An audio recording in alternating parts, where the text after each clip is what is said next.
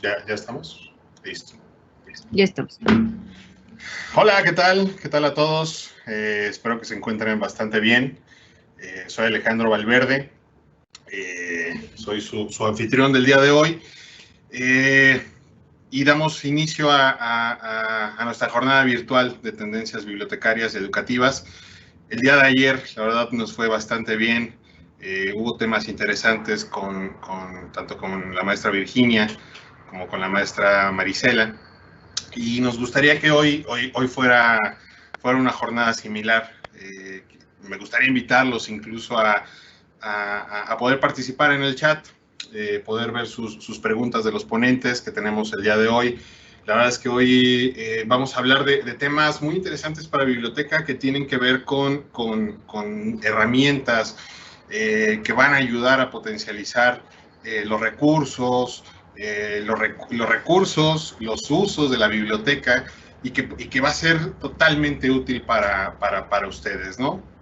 Entonces, también me gustaría invitarlos como un anuncio rápido a que pudieran visitar nuestro sitio web, que es www.igniteonline.la, que pudieran dar una vuelta para que vean quiénes somos, cómo estamos conformados, que visiten nuestras redes sociales en Facebook, en LinkedIn, que están como Ignite Online.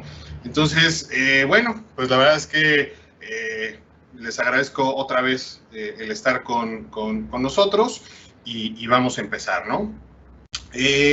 Quiero dar inicio presentando a Michelangelo Mazzardo, que nos acompaña de la empresa EBSCO. Vamos a hablar sobre un tema muy interesante.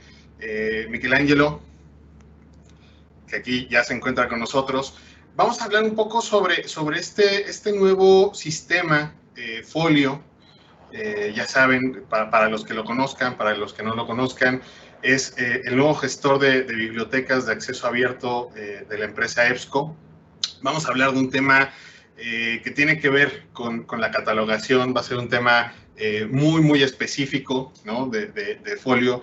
Pero antes de empezar, me gustaría preguntarte, Michelangelo, bueno, primero saludarte, ¿no? También, y preguntarte qué es Folio, cómo está estructurado Folio, un poquito antes de entrar al tema sobre BibFrame.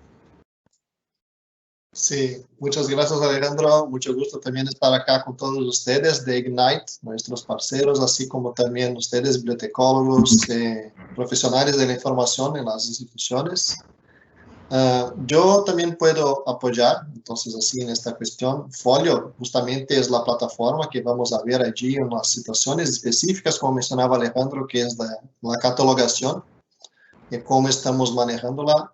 Folio es hoy una solución de software libre, que EBSCO es una de las instituciones que invierte en el proyecto y al mismo tiempo provee servicios de implementación, hosting, soporte técnico.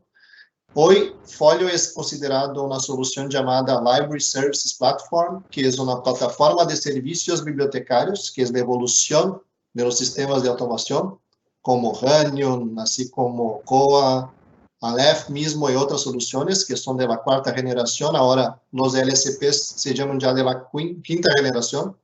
Y la propuesta es manejar, es la gran diferencia, no solamente los recursos físicos, sino también, y mejor, los recursos digitales, los recursos electrónicos, mi base de datos, mis archivos digitales, también la parte de acuerdos de suscripciones de base de datos. Tiene que ver también con la parte de métricas y la parte de analíticas, que es para la toma de decisión.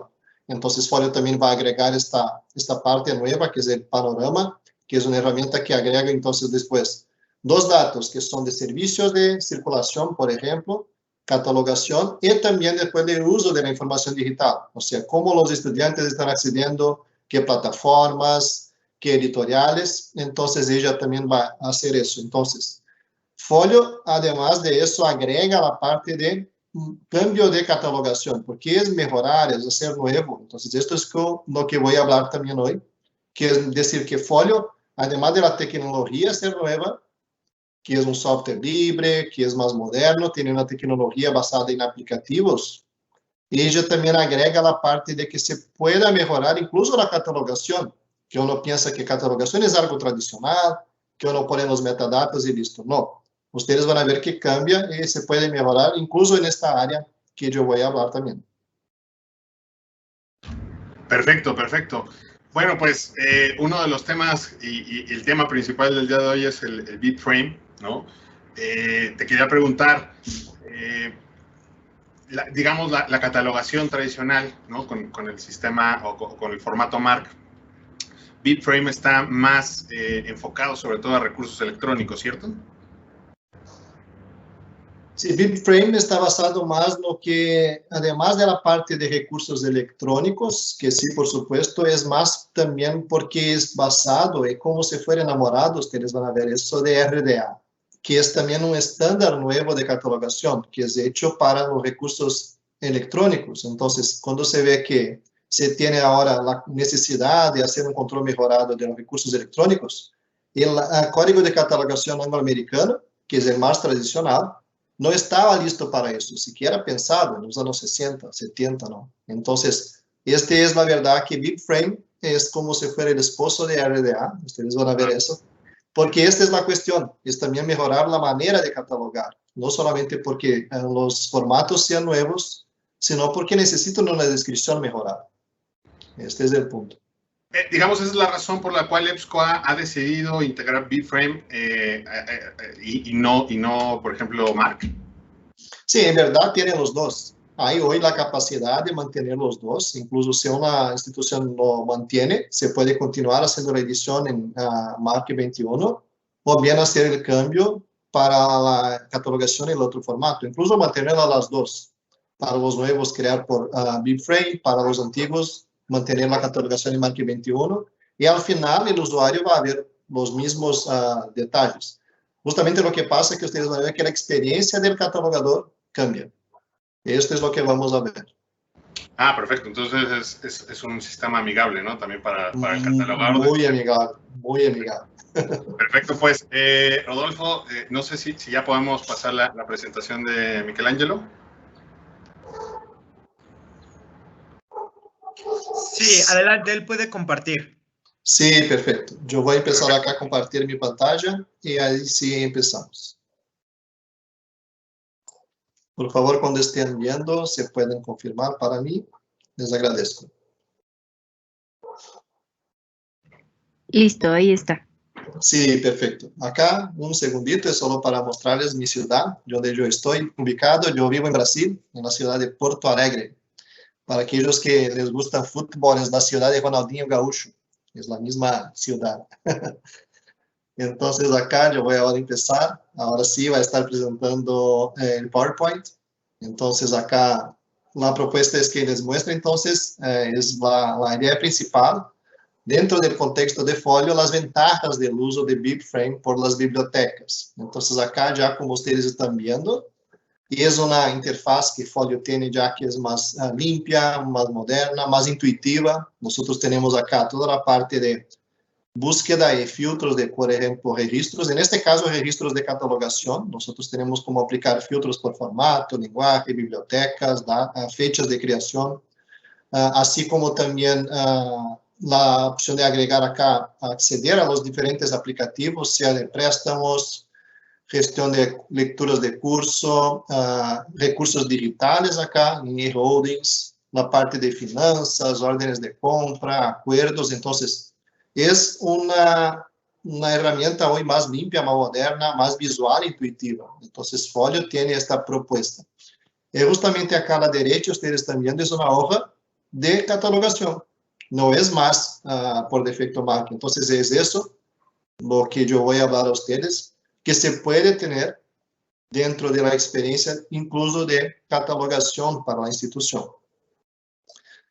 Entonces, aquí, cuando llamamos BibFrame, ¿qué es BibFrame? BibFrame viene del Bibliographic Framework, que significa estructura bibliográfica. Entonces, es una evolución de estándar MARC 21. Entonces, la idea es que él ha sido creado justamente para catalogación para la web. Mientras MARC 21 era mucho más hecho para la catalogación de recursos impresos, en catálogos, en línea, los OPACs. BibFrame ahora viene como una oferta, una opción más amplia para que uno pueda tener los, por ejemplo, los registros dentro de su descubridor y de otras herramientas también. Entonces acá vamos a ver que BibFrame tiene esta finalidad. Ustedes están viendo acá la cuestión de evolución de los formatos. Mark 21 fue creado hace mucho.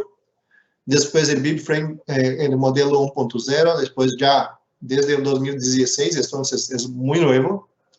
Va el BibFrame 2.0.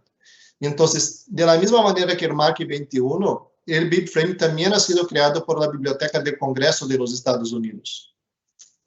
Su propuesta es, en un primer momento, conceptual, porque la propuesta es decir que es una base para el futuro de la descripción bibliográfica, como ustedes están viendo, en la web, también la parte de mantener catalogación distribuida con datos vinculados. Creo que ustedes ya han escuchado respecto a Linked Open Data. Entonces, él ha sido preparado para eso. Entonces, su enfoque principal, una transición de los formatos Mark 21 hacia los nuevos estándares de catalogación. Entonces, la gran propuesta también es ahora, cada vez más, mismo en esta área que es de catalogación, arrojar los costos de catalogación. Una vez que ahora la propuesta en el futuro sea siempre tener, por ejemplo, los registros de autoridades, por ejemplo, fuera, y que yo pueda vincular sin tener que hacer una catalogación doble, por ejemplo. Esta es la gran propuesta del BibFrame. ¿Cómo se ve la estructura? Entonces, hay un modelo que se llama BibFrame 2.0, donde hay acá la idea de que se pueda generar registros en separado, pero al mismo tiempo que se pueden estar vinculados. O sea, mientras hoy nosotros tenemos que hacer el registro de la obra, de los datos bibliográficos, de aquella existencia, como llamamos, o de aquella instancia, y después los ejemplares en un único registro Mark 21, en el caso de BibFrame esto se hace en separado. Pero ¿de dónde viene eso? Justamente porque esto es basado en el FRBR. O sea, también es una nueva propuesta de que la catalogación sea hecha en niveles. Que yo tengo la obra, que es realizada por una expresión, que tiene una manifestación, y va a ser ejemplificada por un ítem. Un ejemplo, solo para que ustedes entiendan. Yo tengo una obra de Harry Potter, por ejemplo. Lo que pasa es que yo puedo tenerla, por ejemplo, ella expresa en inglés y en audiolibro. Y acá yo tengo ella grabada dentro de un CD, de un compact disc. O sea, esto es el reflejo de extraestructura conceptual de FRBR que va a ser representada acá. Porque yo puedo tener después la misma obra expresada en otro idioma o textualmente en lugar de audiolibro y ejemplificada en papel o en ebook. Entonces, este tipo de relaciones que tiene entre la obra, la instancia y el ejemplar se refleja en el BibFrame. Entonces, BibFrame está siendo preparado para, primero, una catalogación que se aproveche el registro y que se agrega las diferentes manifestaciones e ítems, y al mismo tiempo más estructurada, porque lo que pasa hoy es que sin que ustedes perciban hoy, todo eso acá se registra en el Mark 21. Y a cada vez que yo tengo una instancia nueva, yo tengo que generar una otra catalogación y ponerlas en separado, porque cuando se ve el registro del audiolibro, el registro del ejemplar físico, por ejemplo, se hace dos veces. Entonces, este es un cambio que el FRBR, como teoría, el BibFrame en la práctica, proporciona. Acá yo traigo para ustedes justamente esta mención de Mariela, es nuestra colega bibliotecaria de Perú, que menciona eso, que cuáles son las razones que uno puede tener para migrar de Mark hacia BibFrame. Entonces, la información de los catálogos difícilmente se recupera en los motores de búsqueda modernos. Ello se debe en gran parte al Mark. Entonces, ella menciona eso, que Mark ya es así como por sí mismo, con la cuestión de codificación, los límites que tiene, lo que justamente hace que la recuperación de la información que ustedes están catalogando sea más difícil. Entonces, BibFrame, justamente porque yo he mencionado antes, potencia el estándar RDA. Ustedes van a ver la gran diferencia que tiene cuando uno cataloga en catalogación basada en catalogación anglo-americana y el RDA. Entonces, es importante, como ella menciona también, que cada vez más nosotros nos apropiemos de esta propuesta de BibFrame, porque es el futuro, es que hay una nueva terminología, nuevos temas, y va a ser el futuro de catalogación. Ya está haciendo. Entonces, Folio justamente proporciona esta novedad hoy. Entonces, acá yo traigo esta comparación acá, que en el pasado nosotros teníamos justamente el código de catalogación anglo-americano y el MARC 21, uno hecho para el otro. Cuando el MARC 21 ha sido creado, incluso era para otro formato, formato de catalogación anglo-americano 1, pero después ha venido el 2. Y esto es que hoy, si nosotros hoy pensamos, es lo que tenemos en nuestros sistemas. Nosotros estamos trabajando con estándares de catalogación e estándares de registro, catalogación, o sea, cómo yo catalogo y cómo yo registro este catálogo en un sistema informático basados en una tecnología ya muy vieja. Entonces, mismo que hoy, vamos a decir, yo implemento un sistema de automación como Aleph, Honey, otros, ellos van a tener este tipo de estructura, esta propuesta para ustedes de catalogación. Pero ¿por qué no? Entonces acá se ve salir de la propuesta del LS para el presente, donde yo tengo ahora sí el RDA como el estándar nuevo de catalogación, que ustedes van a ver sus características, así como también el BibFrame como el formato donde yo materializo, o donde yo aplico el RDA dentro del sistema. Entonces es para eso que la plataforma de servicios bibliotecarios ha sido creada.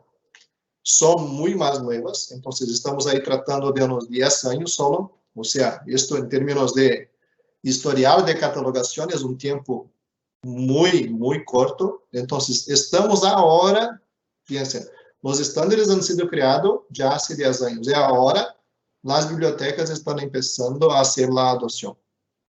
Entonces, aquí cuando nosotros vemos el comparativo, pero ¿cuál es la diferencia cuando nos pregunta de ACCR2 acá hacia RDA? ¿Por qué? ¿Por qué yo tengo que adoptar RDA? No es una cuestión de tener que, pero verificar las ventajas que el RDA también nos proporciona. Entonces, acá nosotros podemos ver las ventajas aquí del RDA en términos de que ha sido diseñado para el entorno digital, es creado justamente por las relaciones que yo he presentado del FRBR. No hay límites, como tenemos muchas veces en la catalogación por MARC 21. El RDA ahora dice que no se usa más abreviaturas, acrónimos. ¿Por qué?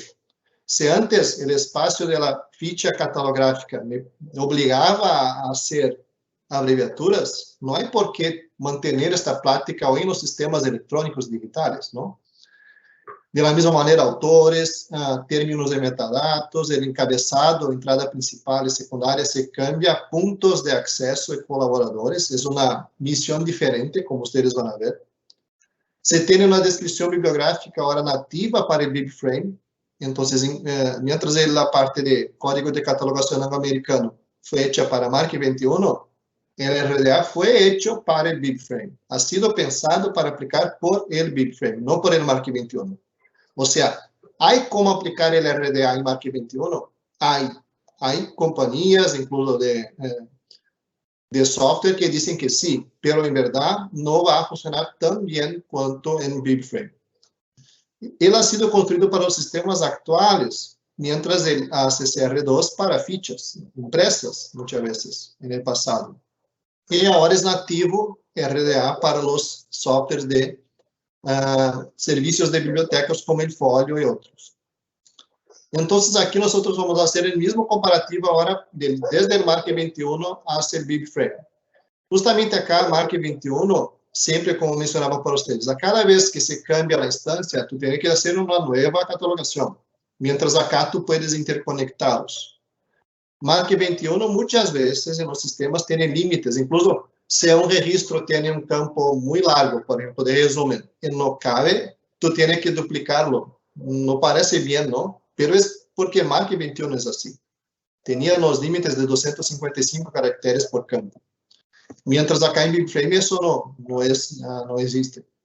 De la misma manera, no hay más por qué memorizar los códigos. Este es el gran punto de Mark 21. Muchas veces hay una curva de aprendizaje muy larga hasta que alguien pueda catalogar. ¿Pero por qué?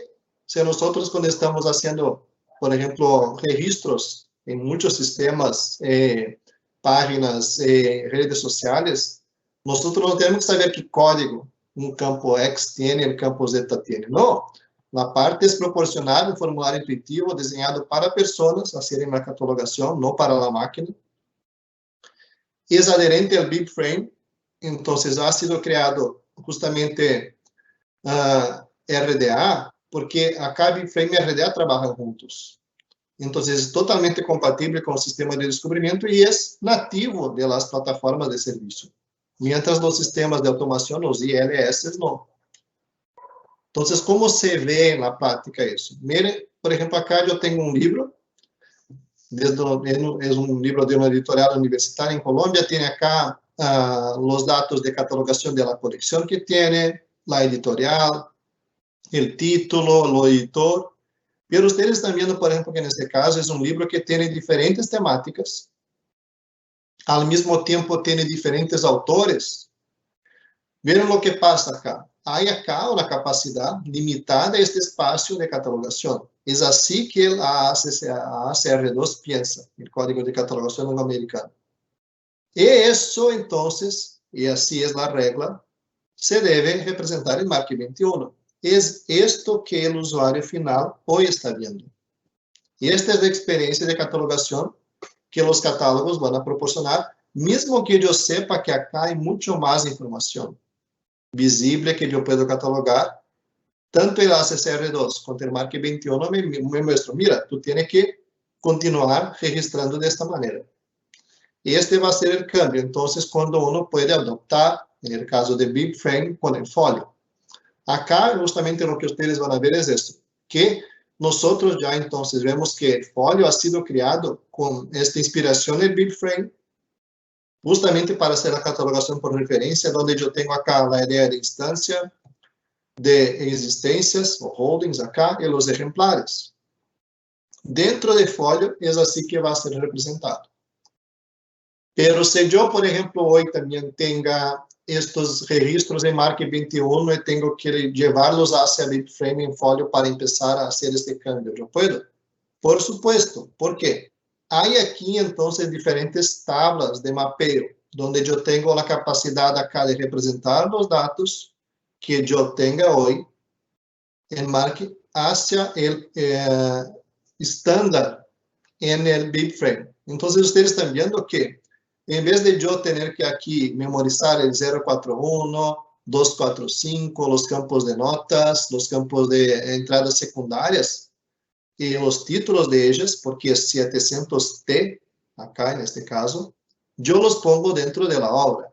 Si yo tengo acá los géneros o las materias, en diferentes campos de temas también, hago lo mismo acá para este mapeo. Y así por adelante, o sea, esto todo también es una parte justamente de la migración de datos cuando uno empieza a utilizar el folio, que va a ser hecho también basado en los servicios de Ignite, de EBSCO y de las otras empresas que están haciendo la propuesta de proveer los servicios de adopción del folio también. El mismo libro, ahora se va a ver la diferencia, para cerrar entonces acá, yo que estaba presentando. Nosotros tenemos acá ahora la propuesta de tener esta catalogación basada en hojas, que son intuitivas, que es una catalogación que no va a necesitar más que yo memorice que es 245, que es 020 o 022, de acuerdo. Acá lo indica el número de identificación, porque yo puedo tener incluso DOI, números locales de identificación, que quizás yo tenía que crear dentro de Mark 21 los campos 900, acá simplemente es agregar. Yo tengo ahora también la capacidad de agregar diferentes contribuidores, entonces es así que se va a hacer la catalogación, donde yo digo, mira, Monsalve ha sido un autor de tipo personal, en este trabajo, en esta obra es el editor, y acá los demás son autores, y es así, crear aquí, hacer un clic y escoger en un listado, un pick list, el papel de la persona en esta obra y añadir tantos cuantos yo quiera. No hay límites. Esta es la gran propuesta también. Lo mismo pasa con la parte descriptiva, o sea, de decir que esta obra tiene un editorial, acá una ubicación, una fecha, que yo tengo una descripción física y yo puedo agregar diferentes descripciones físicas, tantas cuantas yo quiera, porque un libro tiene sus descripciones. Quizás un material cartográfico tenga otras, porque tiene la escala, por ejemplo. Quizás la parte de una obra en 3 dimensiones pueda tener el peso. O sea, yo puedo agregar diferentes descripciones físicas. ¿Por qué yo tengo que mantener todo abreviado, como yo hago hoy? Yo puedo decirle que es un libro textual. Acá ustedes también el formato ya es basado en el estándar de RDA, donde yo tengo un listado aquí para materiales audiovisuales, textuales, electrónicos. De la misma manera, los datos ahora de esta instancia, o sea, aquí yo tengo el lenguaje, como ustedes están viendo, es una lista, así como diferentes notas. Hoy en Mark 21 uno se ve loco porque hay diferentes notas 500, una para cada cosita. O sea, nota de acceso restrito es 531, nota de sumario es nota 520, notas generales 500. O sea, ¿por qué uno tiene que memorizar estas notas distintas? Si uno puede tenerlas acá como opciones que elija y agrega los datos. Incluso el sumario, o sea, la tabla de contenido, uno puede poner aquí, sin problema ninguno. Miren que acá también hay capacidad ahora, que uno en lugar de utilizar el otro 8.5 media, puede agregar acá uno o más recursos electrónicos, sin enlaces a ellos. Entonces, de la misma manera, uno puede catalogar libros electrónicos. Y este acá es un ejemplo, que es un libro electrónico, o sea, yo puedo agregar o bien los ejemplares, si yo quiero, yo voy a añadir los ejemplares después, físicos, pero también las distintas opciones de acceso electrónico acá en la catalogación, si yo deseo. Las temáticas de la misma manera, yo puedo agregar cuantas yo necesite, y esto es el bonito de la indización, porque mientras yo estoy catalogando una descripción, y la descripción es exacta, yo puedo tener dentro de mi institución, de mi biblioteca, para mi público, o sea, si son estudiantes de una, por ejemplo, escuela de sociología o de derecho, que son temas distintos, yo puedo agregar todos los temas que yo sé que la gente puede estar utilizando para búsqueda. Como ustedes han visto, yo puedo estar buscando por un autor específico acá, Carlos Enrique Guzmán, que ha dentro de su obra escrito respecto a derechos de la infancia. O sea, yo puedo poner estos datos que al mismo tiempo son descriptivos, o sea, yo verifico que es exactamente el texto que yo estoy buscando, y también las diferentes temáticas. ¿Por qué yo tengo que mantener 2, 3 temas? Si yo sé que aquella obra, este es un ejemplo, tiene distintas opciones de temáticas que quizás la gente esté buscando. Por eso que, como Mirela decía, hoy el Mark 21 es el vilán, porque no te deja poner tu catalogación a servicio del usuario. Mientras el RDA y BibFrame lo van a hacer de la mejor manera, y yo puedo tener incluso muchas más temáticas acá si yo quiero.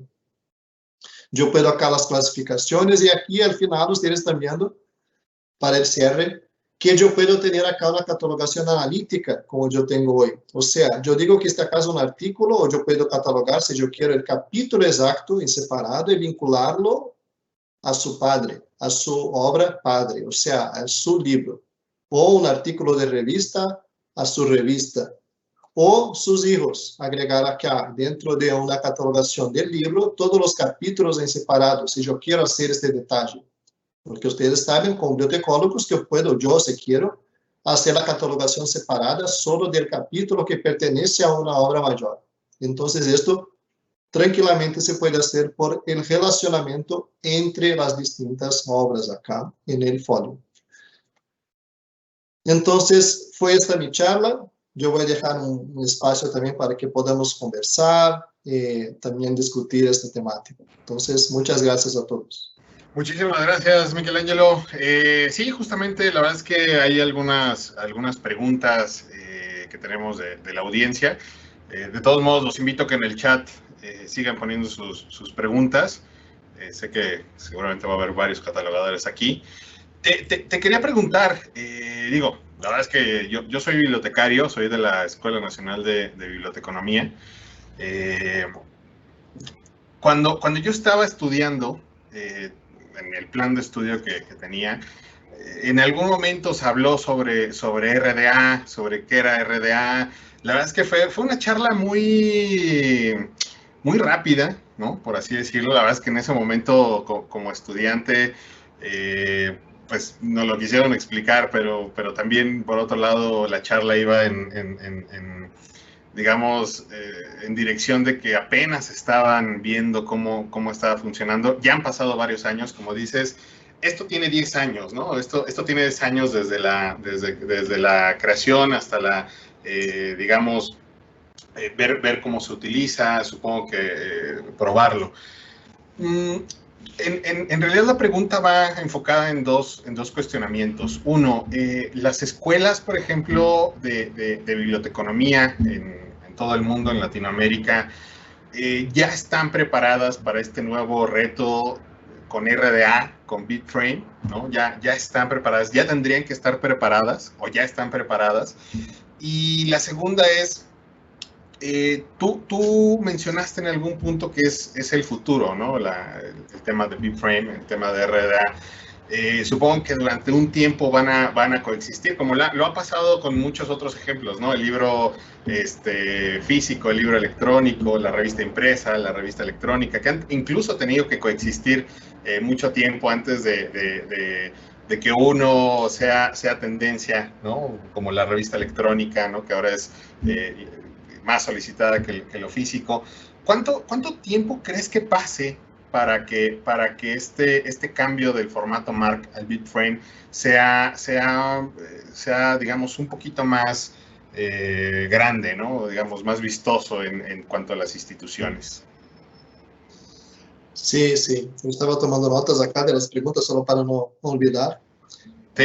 Cuando yo pienso en las cuestiones de las escuelas, ellas están ya preparadas. Yo pienso que sí, ha sido ya un movimiento que ahora nosotros vemos justamente. Yo tengo, por ejemplo, la experiencia de adopción en RDA.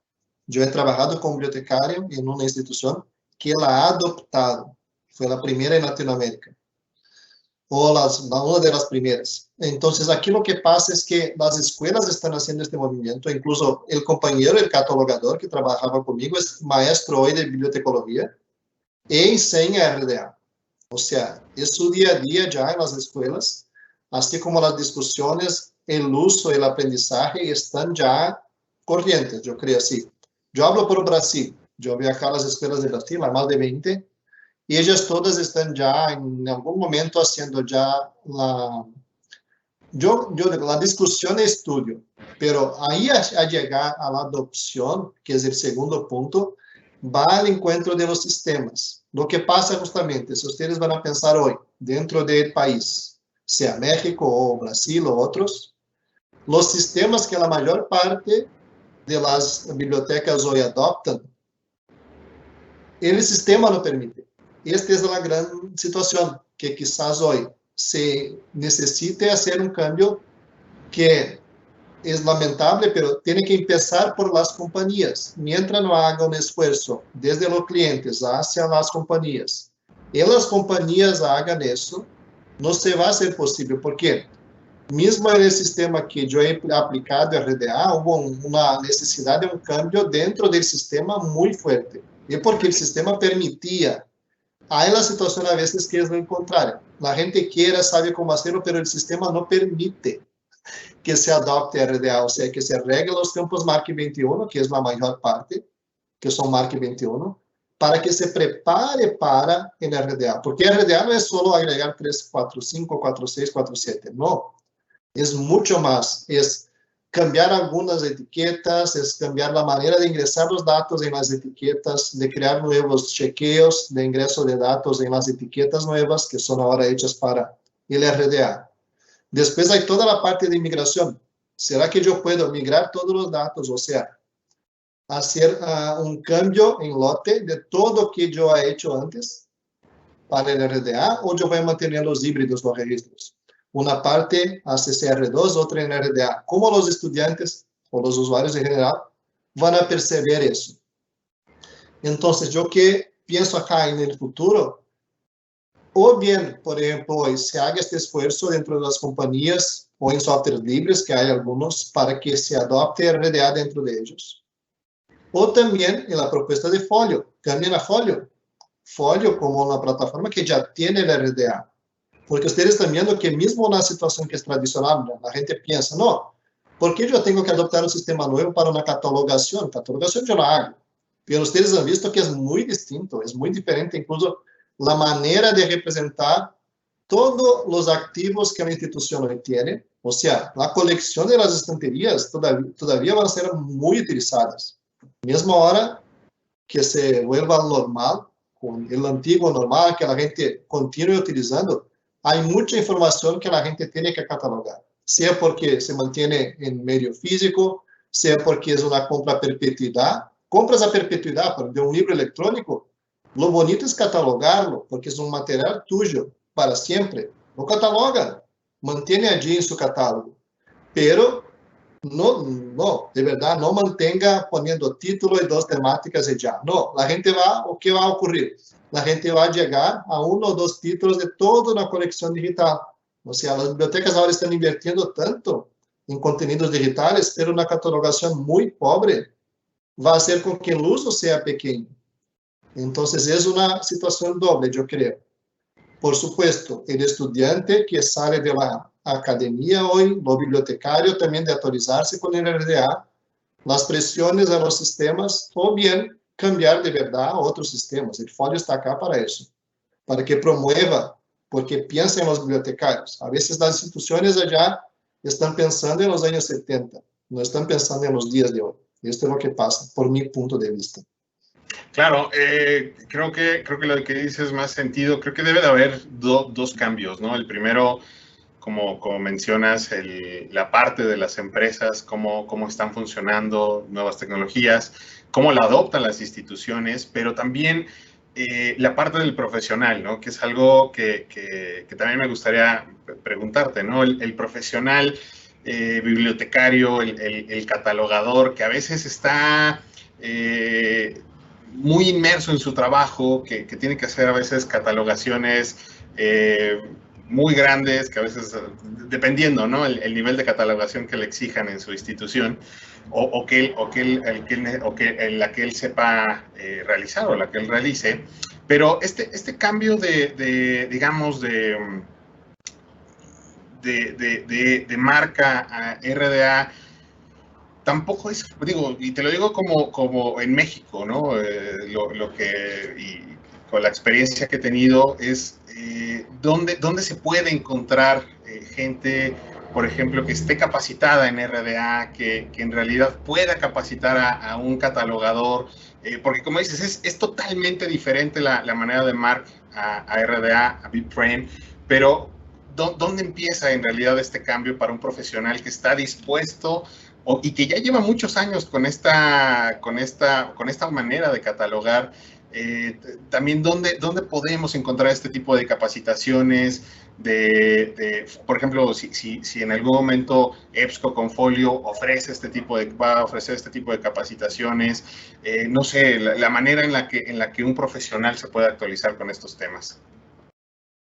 Sí, yo mismo hoy pienso y puedo dar una sugerencia que no compren el RDA impreso, el guía del uso del RDA impreso. Y esta es una situación que si antes el código antiguo no cambiaba tanto, ahora cambia siempre, es más adaptativo. Entonces, se puede, por ejemplo, una institución suscribir al código RDA en línea, es una suscripción anual bajita, entonces una primera sugerencia es que empiecen a estudiarlo, como él mismo, no por lecturas de él. Por supuesto, lecturas también. Hay muchos artículos de adopción ahora en Latinoamérica, muchos, tanto en conferencias cuanto en revistas especializadas de bibliotecología. Hay ya diferentes estudios de implementación. La biblioteca donde yo he trabajado, ya tiene, por ejemplo, unos 3 o 4 estudios publicados respecto a cómo se ha sido la experiencia de implementación de RDA desde el Mark 21 y a CCR2. O sea, hay diferentes publicaciones para que uno ya pueda ver por sí mismo. Videos con charlas respecto, como esta que estamos haciendo. Entonces, hay videos en YouTube y otras plataformas que mencionan también experiencias. Y al mismo tiempo, llamen a los bibliotecarios. Yo he visto muchos en Colombia, Perú, como Mariela, así también como acá en Brasil. Marcelo, es Marcelo Boto, se escribe B corta o TTO. O la B así.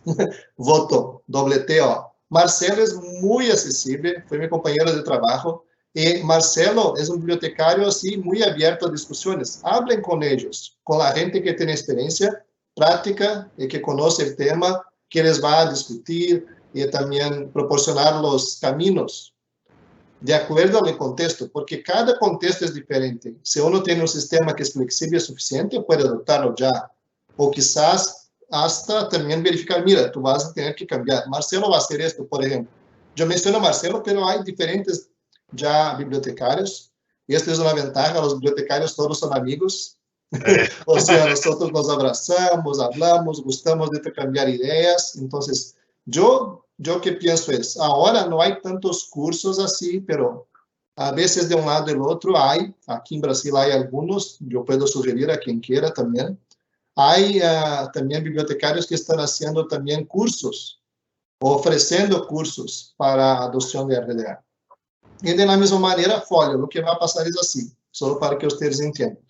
A cada vez que una área, que yo llamo área, sea implementada en Folio, nosotros, por ejemplo, nosotros, Ignite, ponemos la biblioteca en contacto con los desarrolladores, con los dueños de producto, que llamamos Product Owners.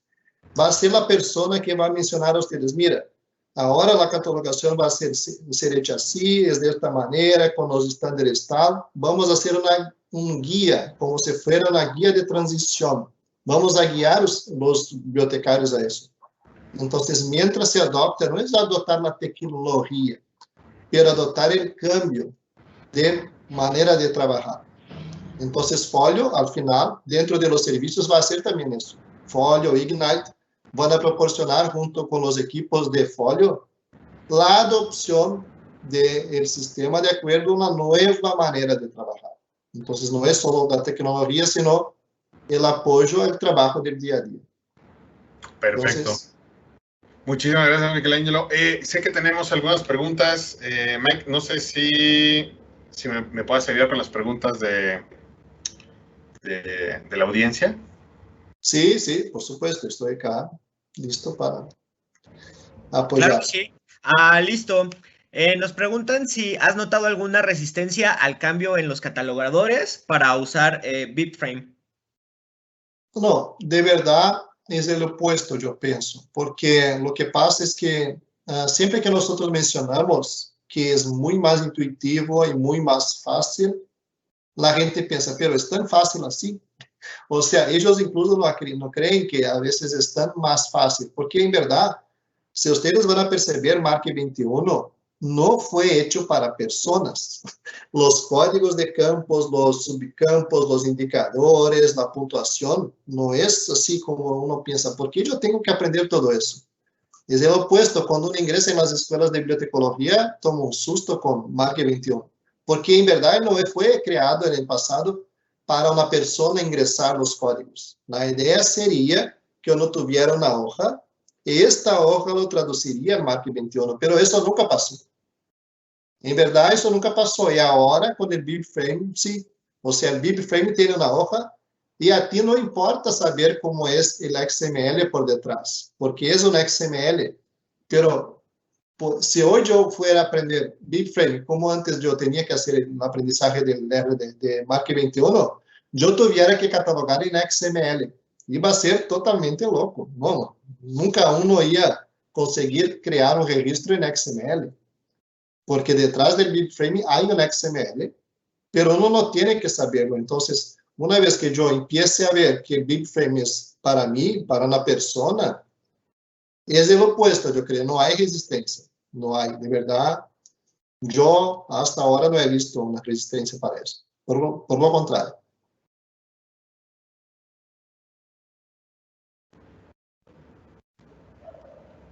Listo. ¿Tienes las otras preguntas, Silvin? Claro que sí. ¿Usar BibFrame mejora la recuperación de registros bibliográficos en Internet? Por supuesto.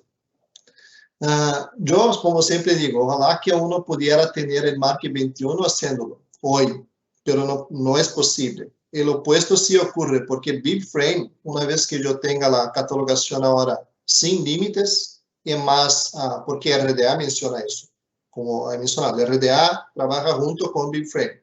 RDA menciona, esta obra tiene 25 páginas. Tú tienes que escribir. La catalogación es en el lenguaje del usuario, siempre es así. En México, en español, en Brasil va a ser en portugués. Y tú no puedes decir más 25 PIL. ¿Qué es eso? No, tú mencionas 25 páginas ilustrado. Tú puedes poner aquí descripciones, todo el resumen de un libro si tú quieras. O sea, hoy la propuesta es incrementar la cantidad de metadatos, pero también los detalles de una obra, los detalles temáticos, los detalles descriptivos. Y eso incrementa demasiado la recuperación, porque tantos más metadatos tú tengas, mayor la recuperación. Porque yo he visto personalmente a veces un libro, Derecho Civil, tema, Derecho Civil. ¡Tarán! O sea, no necesitaba incluso tener que agregar una temática así para duplicar el nombre del título, ¿no? Pero detallar los contenidos respecto a derecho civil, sí. Hoy los sistemas de la propuesta es esa, poner la tabla de contenido, el resumen, las distintas temáticas, y eso va a incrementar por demasiado la recuperación, la selección y el acceso a toda la obra, sea física, sea digital. En el punto final, yo siempre digo esto. Uno tiene que catalogar para que el usuario pueda utilizar este material. Si no, no hace sentido catalogar. Catalogar es para proporcionar el uso. Perfecto. Tenemos otra pregunta. Dice, ha descrito de maravilla el BibFrame. ¿Cómo introducimos folio en Koa? Bueno, más bien ahí tendríamos que migrar de Koa a folio, ¿no? Exactamente, son sistemas distintos de propuestas de generaciones distintas. Mientras hoy Koa, Aleph, Canyon y otros tienen su visión basada en Mark 21 y ACCR2, el folio va justamente para el RDA y BibFrame. O sea, es un cambio, uno va a tener que hacer una migración. Y es por eso que Ignite y EBSCO van a proporcionar también esta migración para todos los que quieran. Sí, justamente aquí tendrían que hacer la migración de Koa a folio, que está disponible a través de Ignite. Ya hicimos algunas en el mundo incluso. Exactamente, sí, exactamente. ¿Se puede migrar de Siabook a BibFrame? Hoy, de verdad, es que Siabook de la misma manera. Tú migras hacia folio. Y después toda la migración de los datos bibliográficos, después también de circulación, de todo se migra junto y tú cambias el uso del sistema para el folio, en el caso del BibFrame. Entonces, así necesita que se lo adopte por completo. Hay varias preguntas que están en torno a qué tan fácil, que bueno, fue uno de los puntos que tocaste, que es la conversión de Mark a BibFrame en folio, ¿no? Sí, hoy lo que pasa es que estamos haciendo eso en todo el planeta. Folio está haciendo eso, tanto EBSCO quanto los partners, así como en Europa, en los Estados Unidos. Ahora empezamos esto en Latinoamérica. Estamos haciendo ahora en la Universidad de Concepción de Chile. Estamos en pleno trabajo de implementación y migración de datos. Ellos van a estar en marcha blanca desde junio ya. Entonces, allí estamos haciendo desde Aleph, por ejemplo, que tiene Mark 21, hacia folio, tranquilamente. Entonces, esto es una conversión, un cambio que se adopta y nosotros estamos haciendo tranquilamente. Pueden ser otros sistemas, porque Mark 21 tiene la bondad de ser es un padrón. O sea, mismo que sean distintos sistemas, es desde Mark 21 ya hacia folio con un mapeo. Entonces, esto es una cuestión de hacer un mapeo y ya. Genial. Nos pregunta también un asistente, tu opinión, si crees que en algún momento BibFrame sea obligatorio para catalogar. Yo de verdad creo que no va a ser posible. Y yo entiendo que Hay muchos sistemas. En Latinoamérica yo conozco unos 20, 30 quizás al máximo. Pero si tú fuera, por ejemplo, a mirar a los sistemas que se tienen en el planeta, son cientos de sistemas diferentes. Y tú no puedes obligar a una compañía a cambiar. Y esto es lo que pasa. Mientras Folio tiene una comunidad de bibliotecarios que están haciendo el cambio de estándares de tecnología, diciendo cómo el software debe ser, y eso muchas veces no pasa en compañías. Puede ser también que una compañía ya esté cerrada, o sea, el software que tiene allá es aquel, y la versión es la última y ya. O sea, ¿cómo yo voy a cambiar? No hay cómo, o sea.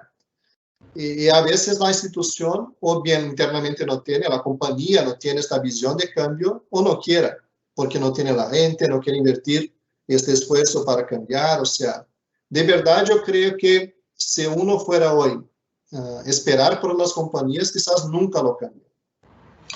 Tiene que ver con la siguiente pregunta, lo que estás diciendo, que es, en tu experiencia, ¿crees que los desarrolladores de software para bibliotecas estén preparados para adoptar BibFrame?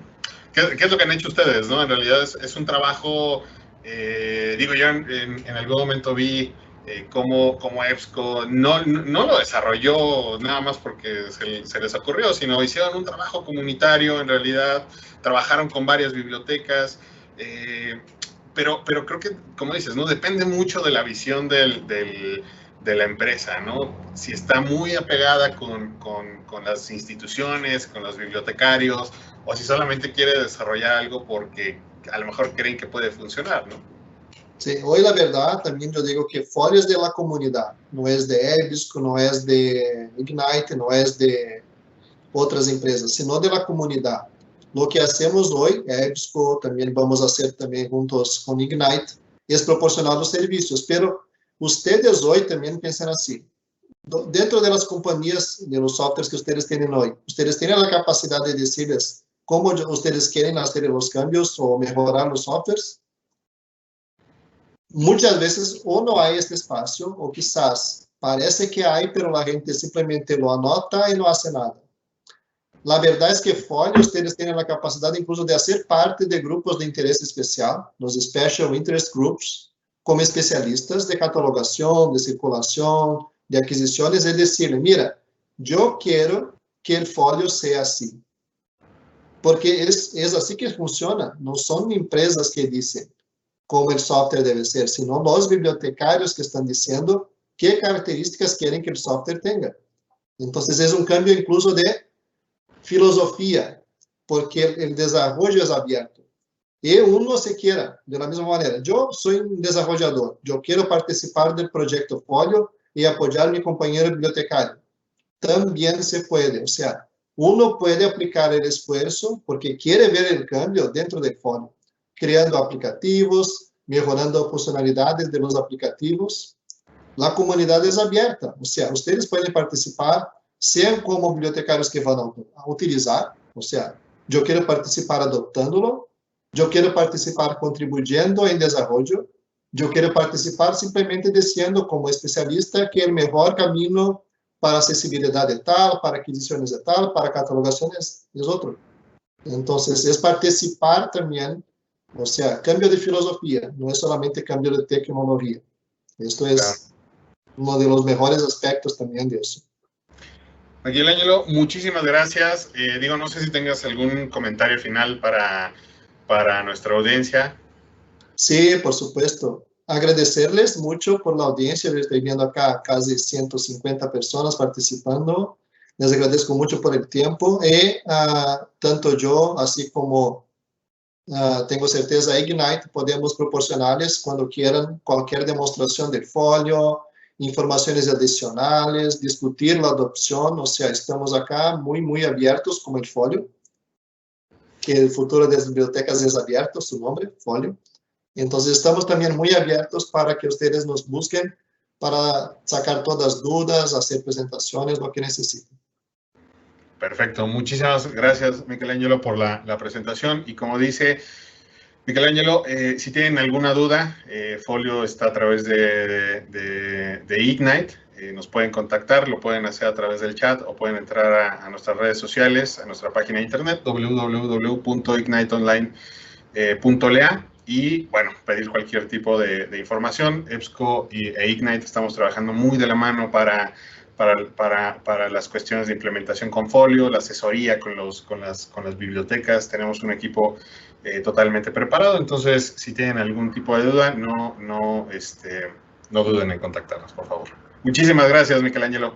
Gracias a ti, Alejandro, a Irwin y a todo el equipo de Ignite también. Muchas gracias.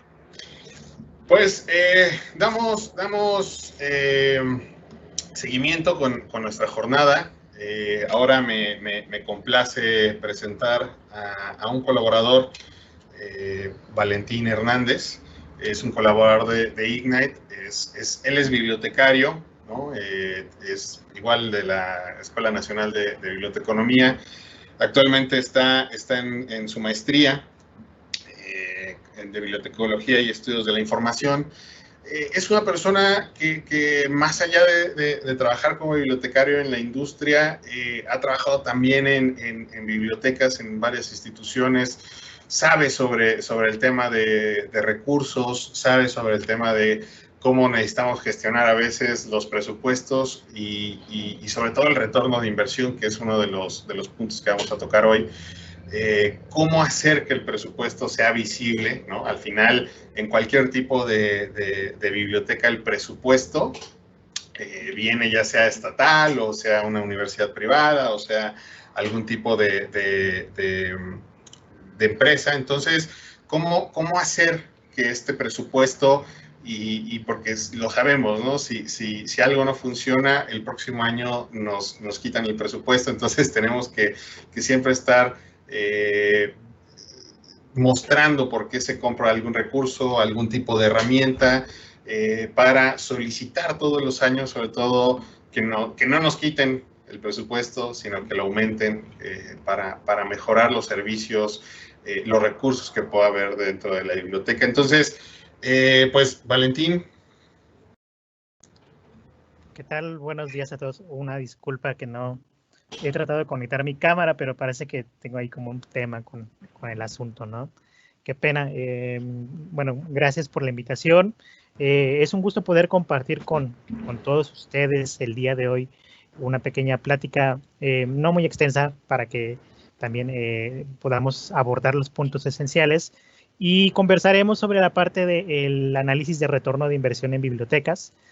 Básicamente la idea es poner algunos elementos que puedan ser de utilidad para ustedes y que les ayude a identificar cómo podrían hacer este cálculo del retorno de inversión en relación a los presupuestos que tienen asignados, ¿no? Al final haremos como una pequeña revisión de una herramienta que justamente pondremos a su alcance para que puedan probar y hacer como un ejercicio de retorno de inversión. Pero bueno, la idea es justamente centrarnos en este concepto. Bien, comenzando con el aspecto básico del punto, es indispensable hablar del valor social de las bibliotecas, ¿no? Realmente las bibliotecas han existido a lo largo de la historia de la humanidad, casi ya han acompañado al hecho de la palabra escrita durante todo este tiempo, y se han convertido como en ese espacio donde se resguarda el conocimiento acumulado durante miles de generaciones, ¿no?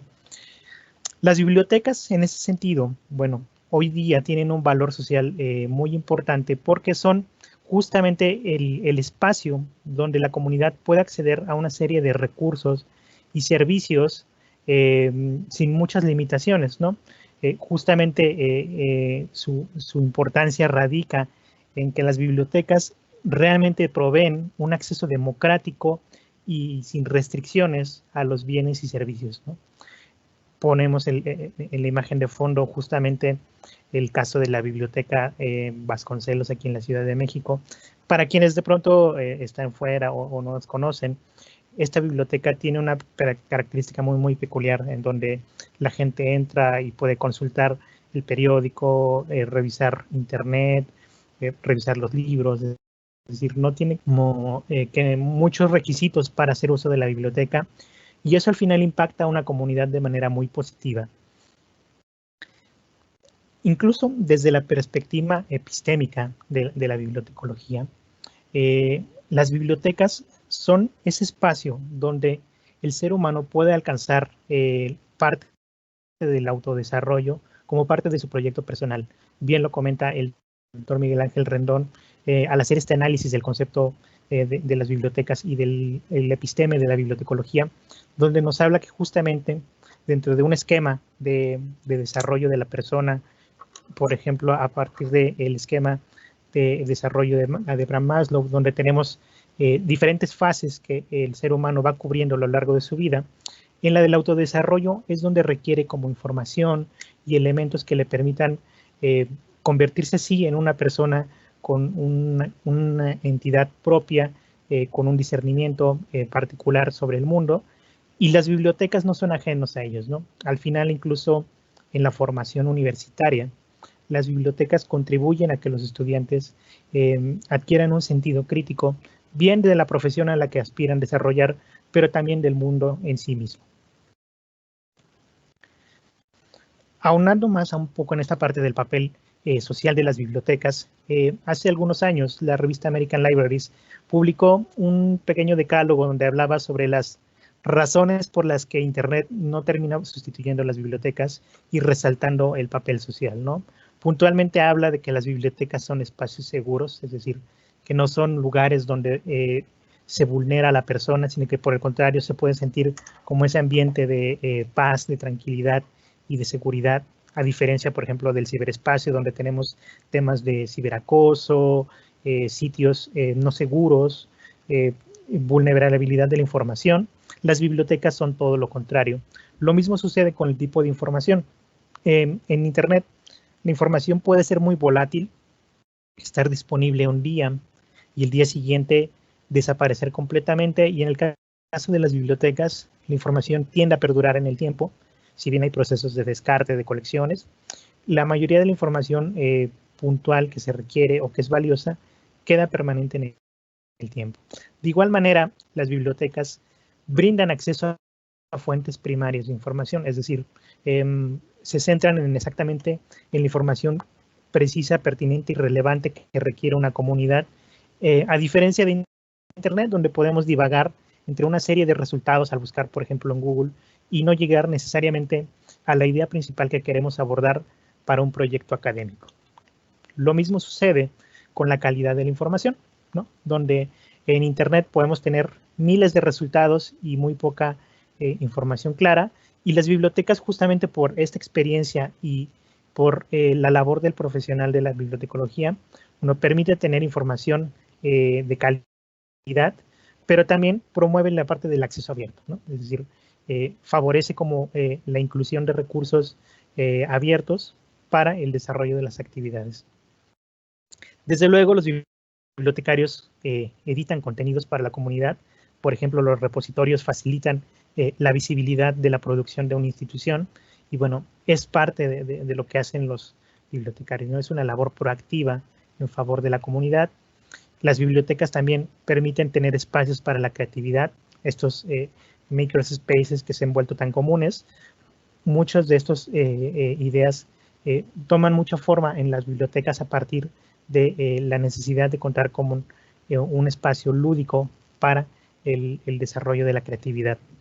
De igual manera, los bibliotecarios son especialistas en filtrar noticias reales en noticias falsas. Disculpen aquí que dice faltas. Básicamente, Internet puede estar plagado de noticias falsas, y justo uno de los puntos importantes del profesional bibliotecario es que puede ayudar a distinguir este tipo de noticias, y de la misma manera son especialistas en guiarnos hacia las respuestas correctas. Es decir, son capaces de orientarnos en el camino adecuado para llegar a la información que necesitamos. De igual manera, los bibliotecarios resguardan la privacidad de las personas, de sus usuarios, ¿no?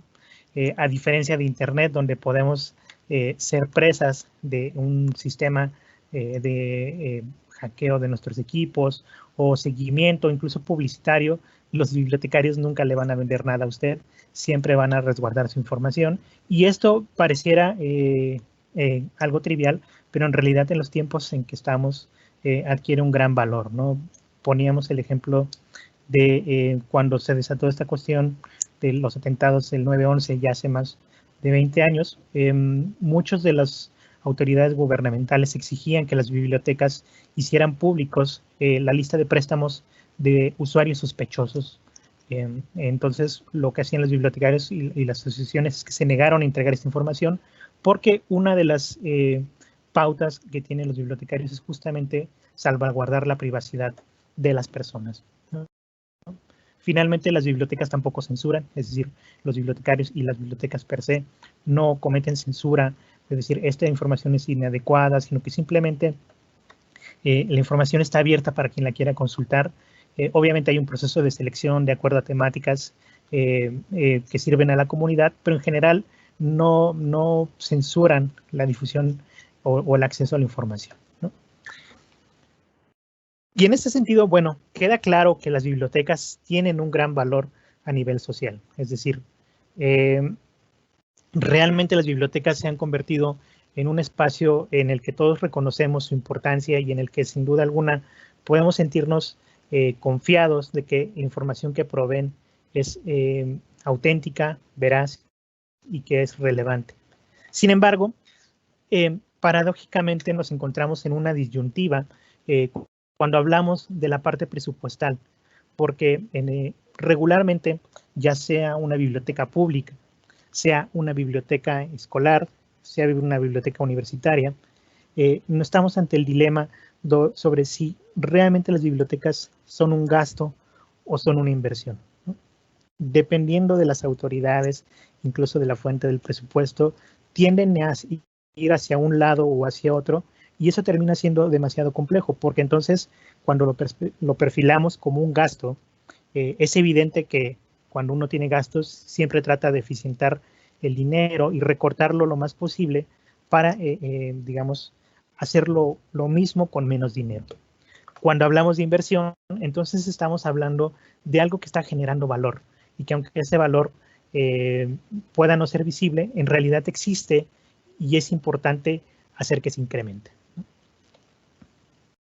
Regularmente, entonces, para quienes administran una biblioteca o trabajan en ella, el reto es constante.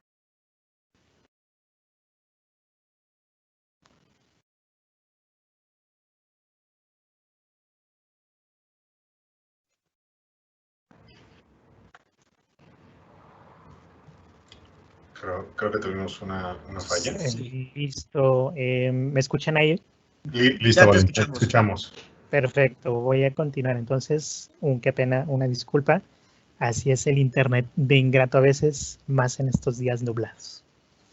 Bien, les comentaba entonces que para los que trabajan en una biblioteca o han pasado por ella en algún momento, defender el presupuesto es un acto permanente, cual gato boca arriba que trata de rescatar lo más posible, porque estamos ante una constante pues amenaza, por decirlo así, de recortes brutales en los rubros que afectan a la biblioteca, ¿no? Cuando tenemos esta percepción de que es un gasto de la biblioteca, lo primero que se hace es intentar recortar lo más posible el presupuesto, ¿no?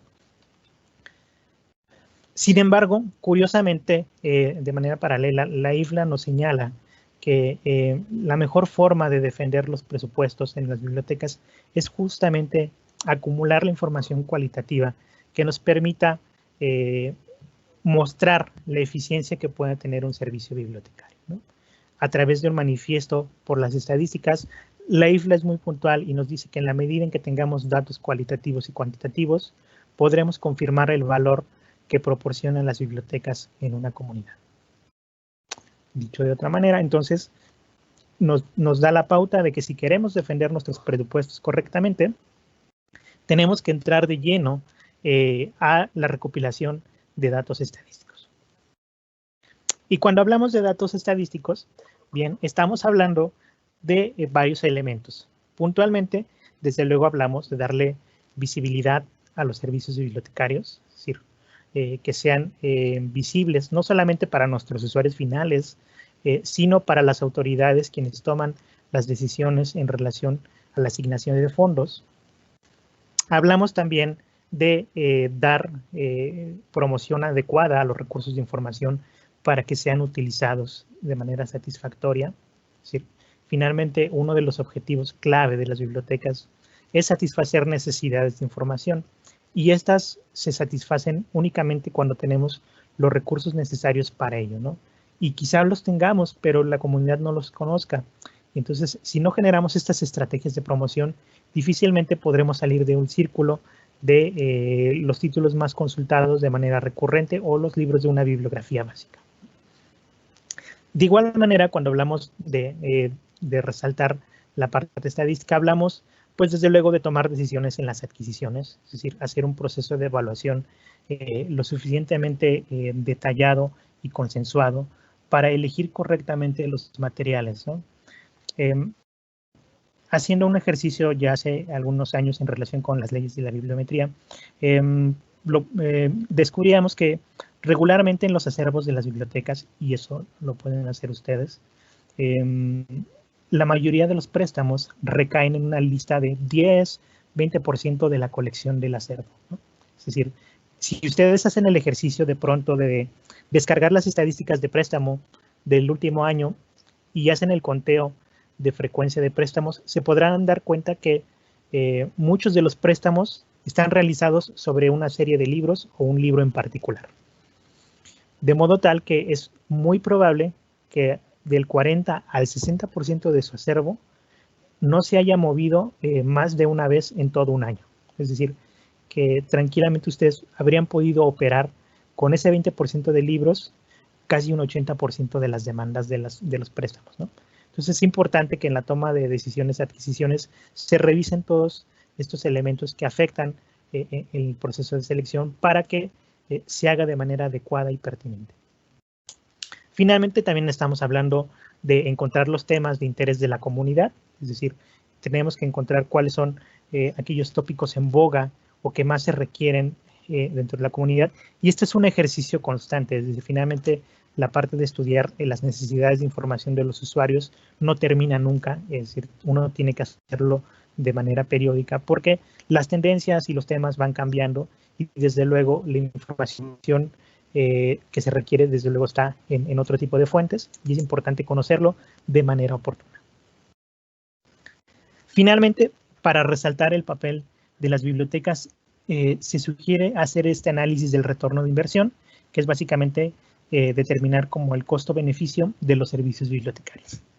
Y aquí es donde llegamos al punto crucial de esta plática, que es revisar el concepto del retorno de inversión.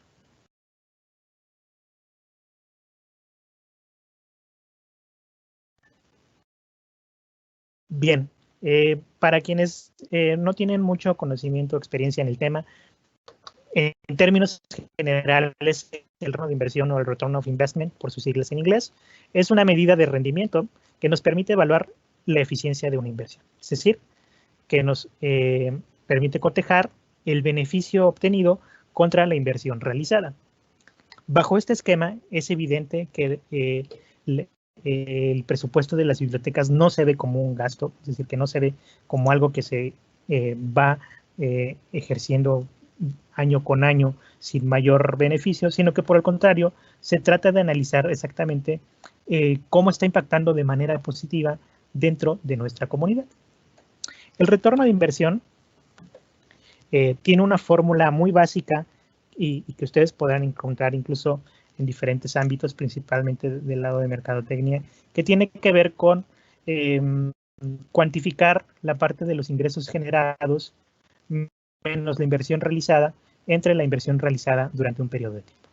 En el ejemplo que tenemos en pantalla, por ejemplo, se nota como, por ejemplo, si vendiéramos libros por una cantidad de 83 euros menos un gasto de promoción de 50 euros y a su vez repetido este gasto, nos daría un retorno de inversión de 0.66 euros, que en términos reales significa que por cada euro invertido hemos ganado 66 céntimos de euro, ¿no? Entonces, realmente nos da una pauta para identificar si lo que estamos haciendo está generando valor, incluso en términos económicos, dentro de la comunidad, o bien necesitamos hacer algo para incrementar el retorno de inversión de una biblioteca. Hasta aquí, seguramente pensarán que, bueno, es claro lo que se necesita hacer y un poco es claro el concepto del retorno de inversión. Sin embargo, lo que no es fácil es determinar el valor económico de las bibliotecas. ¿Por qué? Bueno, regularmente las bibliotecas, o de manera tradicional nosotros concebimos a la biblioteca como un espacio de libre acceso y gratuito, ¿no? Es un espacio público de libre acceso y gratuito en el que la persona ingresa, realiza lectura o solicita algún servicio y nunca paga por ello, ¿no? Incluso en algún momento se ha planteado como este esquema de tasar algún precio por los servicios, pero es evidente que eso no es técnicamente viable por cuestiones sociales que ya le hemos reseñado, ¿no? Es decir, la biblioteca tiene un rol social muy claro y es una institución social que busca democratizar el acceso y de alguna manera reducir como la brecha entre quienes pueden acceder a la información y no, y por ende se descarta este concepto de cobrar por los servicios. Sin embargo, si reflexionamos un poco sobre el asunto, en realidad, aunque una persona no pague directamente por un préstamo en una biblioteca, lo cierto es que alguien sí paga por eso, ¿no? ¿Y quién es ese alguien? Puntualmente puede ser, por ejemplo, usted como contribuyente al pagar sus impuestos o al pagar el IVA cuando compra productos y que parte de lo recaudado termina en la asignación de fondos para las bibliotecas públicas.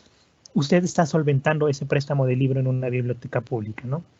En una biblioteca universitaria sucede lo mismo. El estudiante que paga una colegiatura termina abonando parte de ese dinero para el mantenimiento y la financiación de las bibliotecas. Entonces, al final, aunque no es de manera directa, sí hay un pago o un costo que generan las bibliotecas y que alguien eventualmente lo solventa, ¿no? Pese a ello, bueno, entonces entremos de lleno a la parte de cómo calcular el beneficio. Dejamos a un lado esta idea de cobrar. Sin embargo, sí hay una forma de tasar como un beneficio económico de las bibliotecas, es decir, puntualmente asignarle un valor a los servicios de la biblioteca, ¿no? Que ese es el elemento clave dentro de nuestra fórmula del retorno de inversión. Es decir, en esta fórmula que tenemos acá, la parte de ingresos generados, que es lo que nosotros obtendríamos si cobráramos los servicios de la biblioteca. Bueno, hay algunas metodologías que nos permiten establecer un precio base para los servicios de la biblioteca. Por ejemplo, el principal es asignación de precios de mercado y nos dice que, por ejemplo, si quisiéramos fijarle un precio, digamos, a un servicio o a un préstamo en la biblioteca, lo que podríamos hacer es comparar el valor de servicios similares o análogos y ajustarlos a las variables propias de la entidad. Básicamente es, ok, yo aquí tengo un préstamo de biblioteca, ¿cómo lo puedo comparar contra algo que se le parezca? Y existen algunos ejemplos, ¿no? Una forma de hacerlo, por ejemplo, es valorar cuánto cuesta un libro o una colección de libros en promedio versus esa misma colección, pero en material de uso, ¿no? Es decir, finalmente lo que se hace es un cálculo de la depreciación de una colección y entonces se le asigna un precio de servicio, ¿no? En este ejemplo que ponemos acá, tenemos que un libro cuesta $100, por ejemplo, y que la versión usada de ese mismo libro cuesta 50. Entonces, tenemos una depreciación del 50% y un precio entonces para decir, bueno, yo voy a cobrar $50 por este libro, sería a partir de este cálculo de revisar la depreciación contra un insumo nuevo. Finalmente, la biblioteca siempre tiene que pagar por el libro, aunque ya después queda a disposición de los usuarios. Entonces, esta es una forma, digamos, muy rápida de hacer el cálculo de un precio de un préstamo a partir de la depreciación del acervo. Desde luego, hacer este análisis implica aplicar alguna metodología adicional como una selección aleatoria de los títulos, es decir, finalmente hacer el cálculo de la depreciación de libro por libro en el acervo no es viable por cuestiones de tiempo y de trabajo.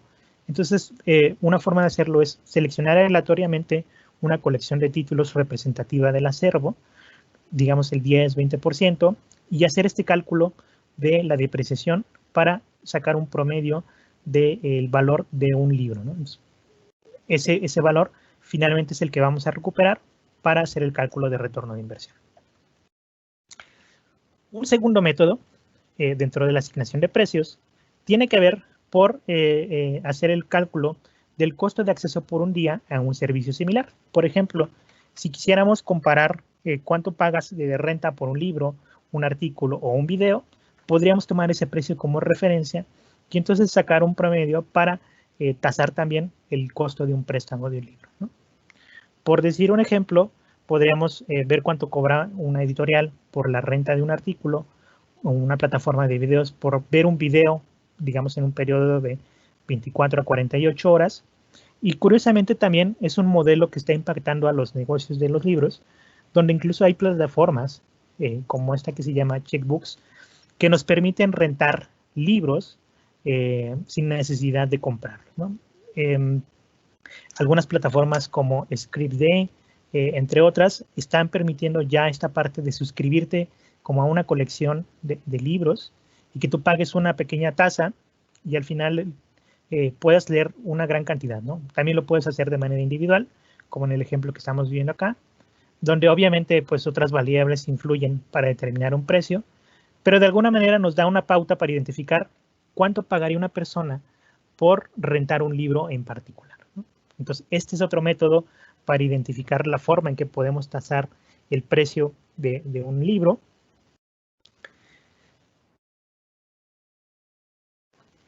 Y bueno, otro método que también se puede aplicar para identificar el valor de un préstamo o de un servicio se llama valoración contingente.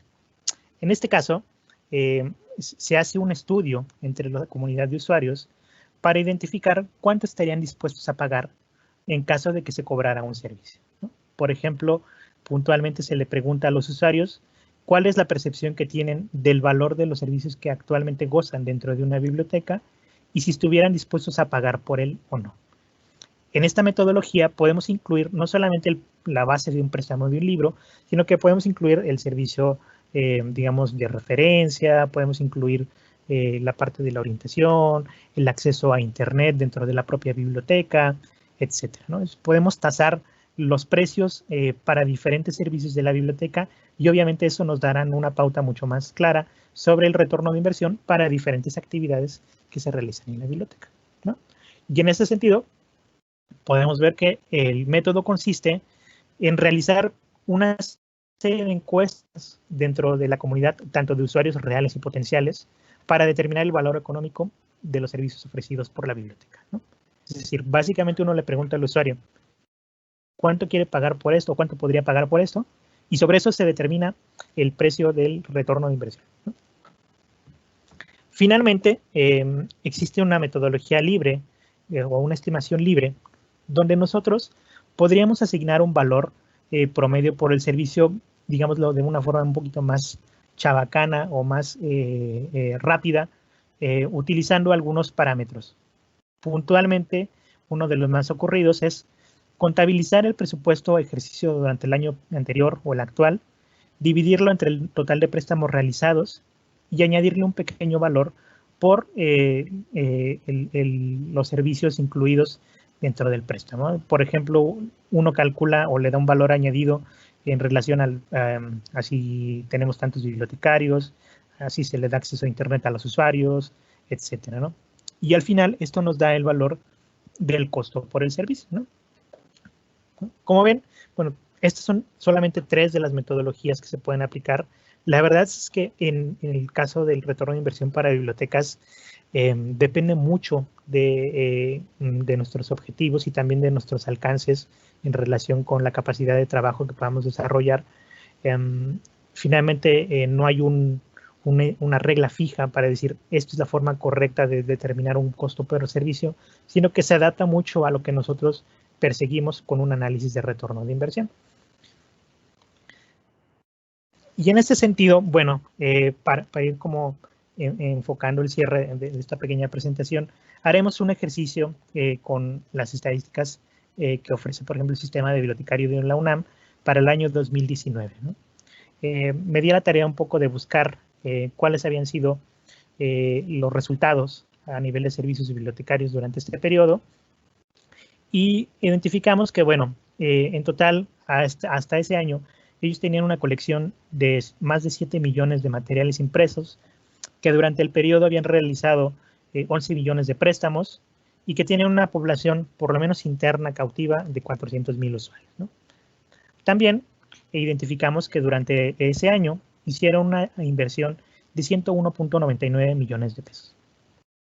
Con estos datos, entonces, pudimos trazar el retorno de inversión de manera general para las colecciones del UNAM, donde identificamos que, bueno, en promedio, cada libro fue prestado 1.5 veces, ¿no? Dividimos el total de préstamos entre el acervo disponible y esto nos da 1.5 préstamos por libro, ¿no?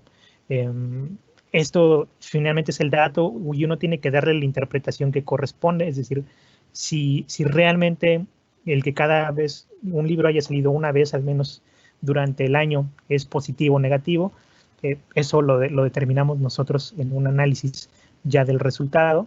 Podemos hacer el comparativo entre años y entonces identificar si tiende a bajar o tiende a subir este dato, pero bueno, eso es lo que resulta al hacer este cálculo. También calculamos cuántos préstamos solicitó un usuario durante un periodo y lo mismo, dividimos el total de préstamos entre la población fija que tiene la institución. En promedio, cada alumno se llevó 27 libros durante un año. También hay que valorar si esta información nos permite entender si es suficiente o no, dado la carga académica que puede tener un estudiante a nivel universitario. También hicimos el cálculo de cuánto nos costó cada préstamo durante el periodo. Básicamente dividimos el presupuesto asignado en el año menos entre el total de préstamos y eso nos da un costo de préstamo de 8.96 pesos.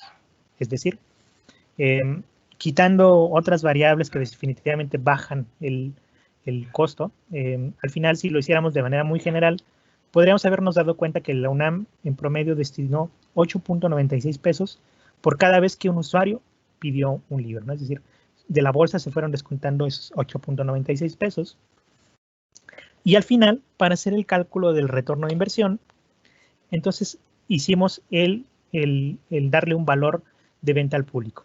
Esto que ven acá, que dice considerando un precio mínimo de venta al público de 10 pesos y el ROI, ¿en qué resultó?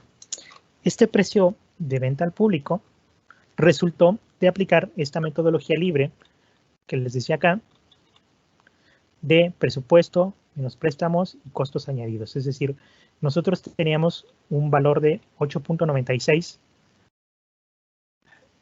y le añadimos un valor adicional de casi un peso como margen por otros costos. Al final, si yo le hubiera cobrado a los estudiantes del UNAM 10 pesos por cada libro que se llevaron a préstamo, yo hubiera generado un ingreso de 112 millones menos restado por el presupuesto de 101 millones. Al final, al hacer la fórmula del retorno de inversión, yo pude haber obtenido una ganancia del 11.56%. Es decir, esto me permite identificar entonces que realmente yo puedo estar haciendo las cosas de manera correcta, asignándole un valor de precio de venta al público. Y realmente un precio de venta al público de 10 pesos termina siendo muy bajo, ¿no? Es decir, termina siendo muy bajo en comparación, por ejemplo, con materiales similares como ya veíamos un video o como la renta de un artículo en alguna editorial. Es decir, es un precio que ni siquiera está considerando los salarios, la infraestructura, el gasto en energía, en papelería, sino que simplemente está tasado solamente por la parte de los préstamos y sin embargo con eso alcanza para darnos cuenta que las bibliotecas de UNAM están generando un retorno de inversión de al menos el 11.56, dándole un precio de venta de 10 pesos a los préstamos. Bien.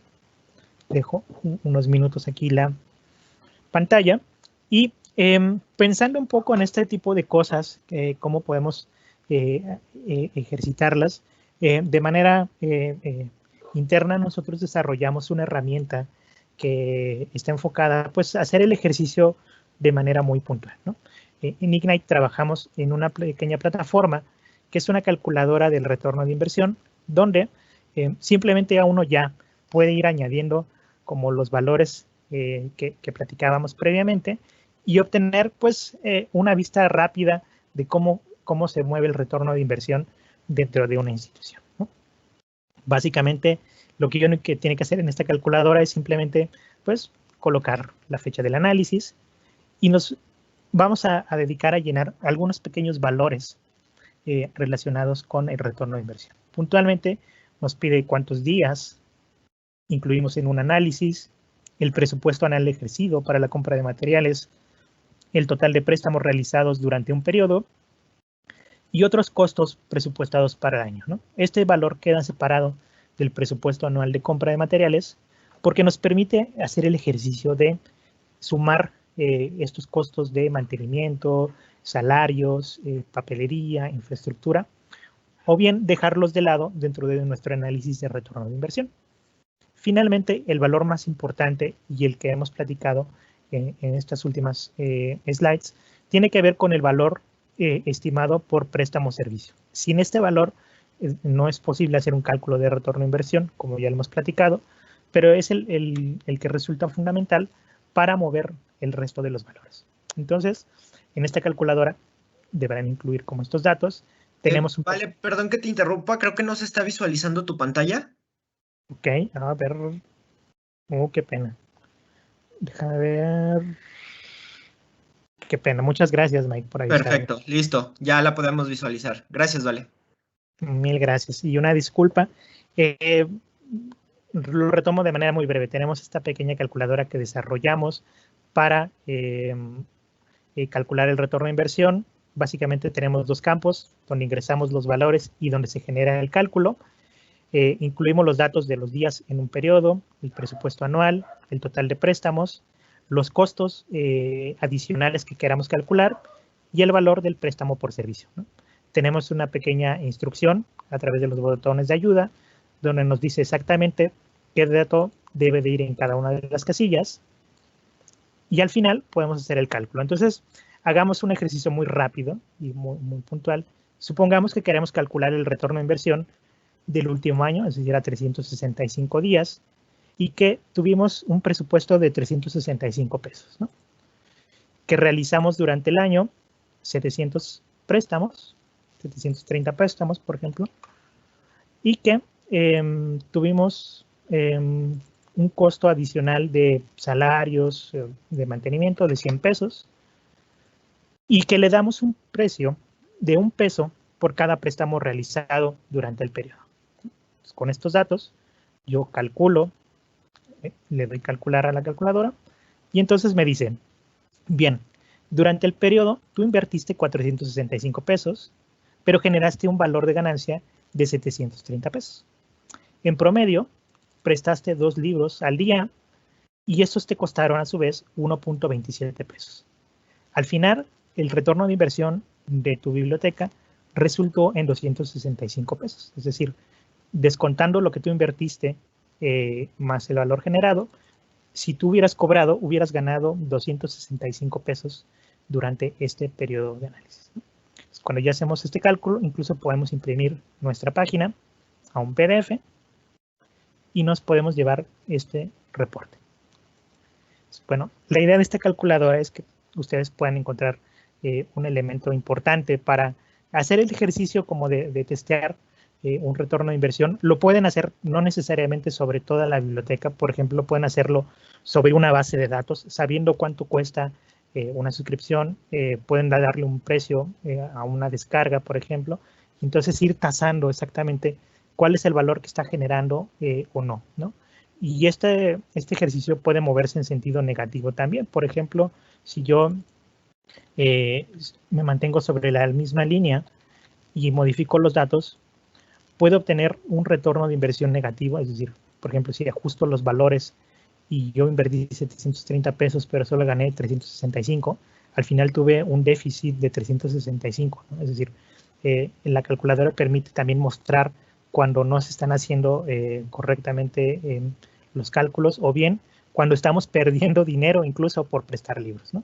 Entonces, al final, la idea de todo de este concepto del retorno de inversión es que ustedes puedan, digamos, realizar el ejercicio, animarse como identificarlo, pero que también les ayude a mostrar ante las personas que toman las decisiones como cuáles son las ventajas que está dando a la comunidad, incluso desde una perspectiva económica, el contar con un servicio de biblioteca, ¿no? Y que esta defensa de los presupuestos termine siendo un poquito más fácil de digerir, de llevar a cabo, y que podamos evidenciar que efectivamente la biblioteca no solamente tiene este rol social que platicábamos al inicio, sino que puede generar ganancia dentro de una institución, ¿no? Que al final de cuentas es una ganancia que está ahí, que no está siendo visible, pero que existe en realidad, ¿no?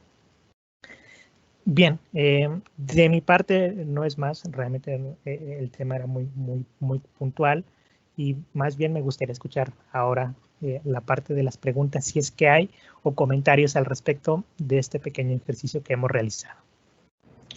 Claro, vale, dame un segundo. Aquí estamos.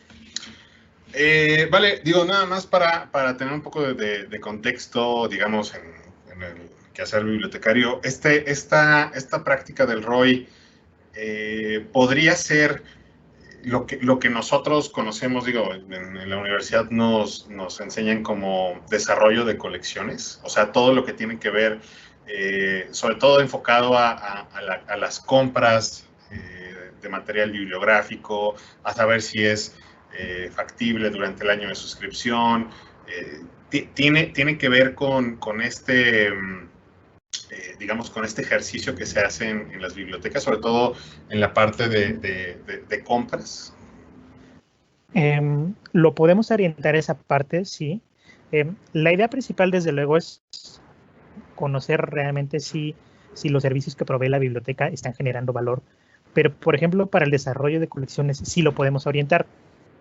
¿Y cómo se hace? Bien, básicamente tú tienes una colección de libros en un área, por ejemplo, derecho, ¿no? Y quieres saber cuál es el retorno de inversión de esa colección, porque finalmente tienes una carrera o un programa de estudios en derecho y hay que asignarle una compra de libros para esa área, ¿no? Okay. Entonces, cuando tú lo orientas de esa manera, puedes identificar si la bibliografía existente de esa carrera está generando valor dentro de la comunidad, ¿no? Porque puede ser que no, o sea, puede ser que nadie está utilizando esa bibliografía básica, y entonces eso te lleva a lo siguiente, replantear si hiciste una correcta selección de ese material, o más bien compraste por comprar los títulos pensando que eran lo mejor y en realidad no está siendo utilizado por los usuarios, ¿no? Entonces, incluso para ese tipo de cosas se puede orientar el retorno de inversión y identificar las fortalezas desde la perspectiva económica de una colección o una área temática. Perfecto. Vale, otro cuestionamiento. Este tipo, por ejemplo, de ejercicios con el ROI, ¿solo sirven para recursos que compramos, supongo por el valor de retorno de inversión, o se puede aplicar en algún momento para, no sé, bases de datos de acceso abierto, libros de acceso abierto, o solo está hacia los recursos monetizados? Se puede orientar hacia recursos de acceso abierto, aunque es un poco más complejo, porque a diferencia de una base de datos que tú suscribes o un libro que tú suscribes, tú sabes exactamente cuánto te costó durante un año o de manera perpetua, ¿no? Tienes el precio fijo de lo que te cuesta, ¿no? Con un recurso de acceso libre no es tan sencillo, porque de entrada no tiene un costo aparente, es decir, no tiene un precio. Sin embargo, sí genera un costo el que tú lo pongas a disposición de un usuario, ¿no? Por ejemplo, puedes identificar cuánto te cuesta la hora que tardó el catalogador en indexarlo dentro de la lista de recursos, cuánto te cuesta el diseño web del portal, una parte proporcional para montarlo ahí dentro de los enlaces, como este tipo de valores relacionados con poner a disposición un recurso. Entonces, aunque no es fácil hacerlo, se puede hacer, y también puedes generar como este análisis, decir, bueno, ¿cuánto genera yo tener recursos de acceso abierto, no? Claro. Sí, la verdad es que el acceso abierto no no es sinónimo de que sea gratuito, ¿no? Existen otros valores que pueden hacer como el tiempo hombre, ¿no? El que menciones. Vale, una pregunta. En el caso, por ejemplo, existen herramientas ahora como Remote Access que te dan estadísticas de uso, ¿no? de los recursos por usuario, por base de datos, ¿no? Que te dan las estadísticas de uso reales, ¿no? Estas estadísticas de uso, por ejemplo, que generan este tipo de herramientas como Remote Access, pueden ser complementadas con este ejercicio. O sea, son digamos, datos que se pueden poner dentro de este ejercicio. Sí, definitivamente. Déjame mostrarte un ejemplo. En el caso, bueno, de nosotros como Ignite trabajamos con una solución de acceso remoto llamada Remote Access, y lo mismo, hicimos una calculadora para identificar cuánto te cuesta una descarga durante el usuario y cuánto genera una descarga de contenido. Al final, incluso para este tipo de sistemas o bases de datos, se puede hacer el trazado del retorno de inversión e identificar, por ejemplo, cuánto te cuesta que cada usuario entre a un artículo, por descargarlo, por acceder a la propia base de datos. Puedes hacer este cálculo también. La verdad es que se presta bastante bien y es incluso un poquito más rápido de hacer porque contabilizas datos muy precisos como los usuarios activos, logins, descargas y costos de suscripciones anual, ¿no? Entonces se puede hacer este ejercicio y eso aplica pues para todos los sistemas. Claro, perfecto. Pues vamos a pasar con las preguntas. Bueno, la primera pregunta es si estas generales, si estas conversaciones, esta jornada va a estar disponible en alguna plataforma. Creo que va a estar disponible a través de nuestros canales, ¿verdad, Mike?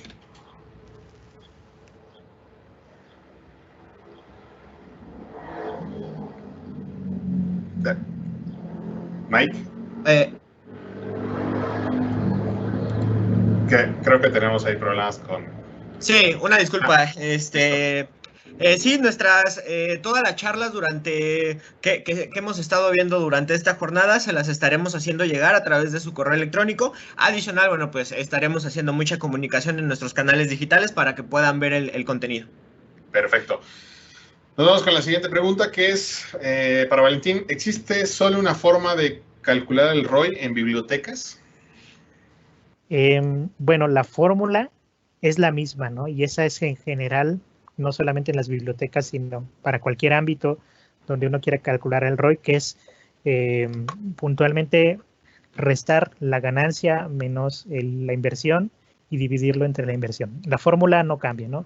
Lo que sí cambia es la forma en que tú determinas el precio por préstamo o servicio, ¿no? Este valor que dice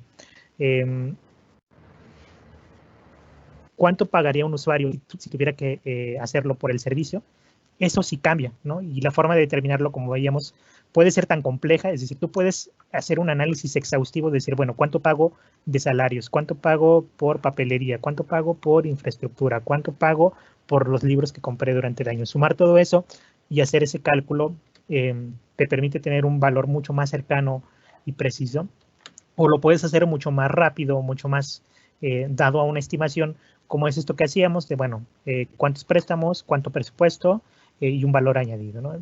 La metodología cambia, hay diferentes metodologías, pero el objetivo sigue siendo el mismo, ¿no? Determinar cuánto generaría de ganancia los servicios bibliotecarios, ¿no? Y eso es en lo que cambia, en la metodología, en estimar el precio por servicio por usuario. Perfecto. Tenemos otra pregunta que es, ¿qué impacto tiene medir el ROI en las bibliotecas?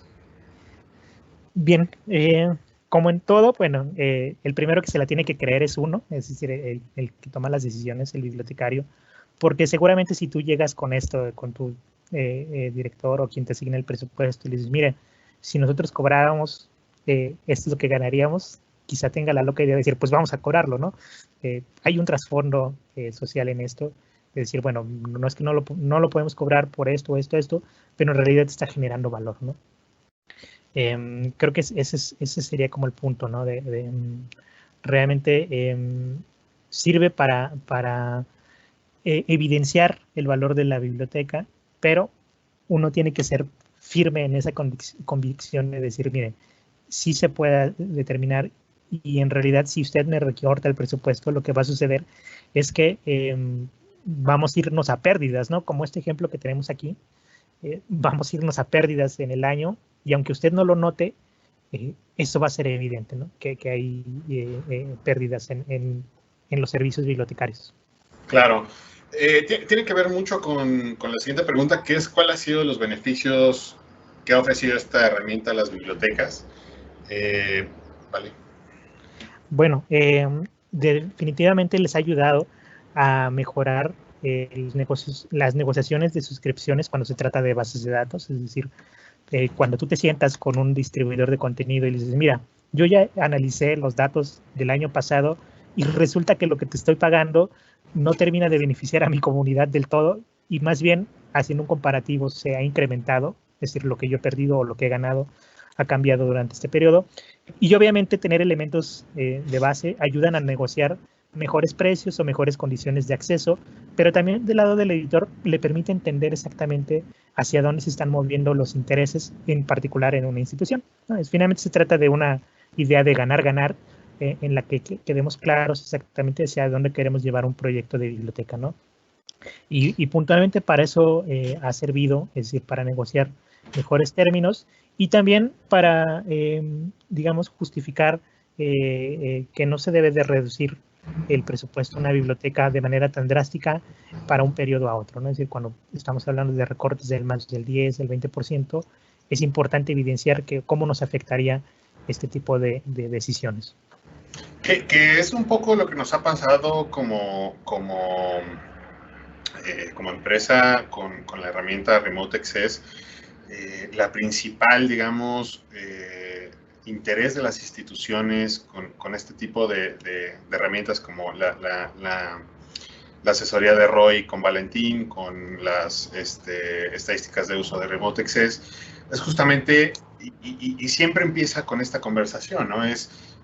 Yo tengo un presupuesto, tengo una comunidad, pero necesitamos saber en realidad si lo que tenemos está funcionando a la comunidad, ¿no? A veces las estadísticas de uso no reflejan justamente lo que está pasando, ¿no? Incluso un clic fantasma en algunas bases te lo pueden tomar como un download, ¿no?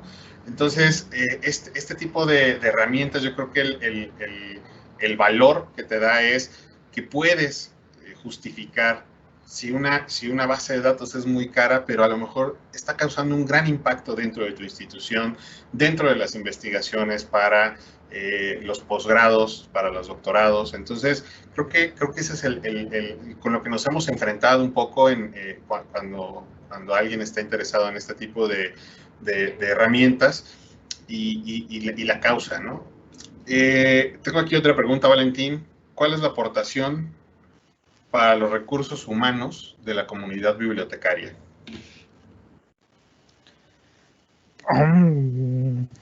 Como que no me queda clara la pregunta, así es que voy a tratar de responder un poco a lo que me pareció entender, ¿no?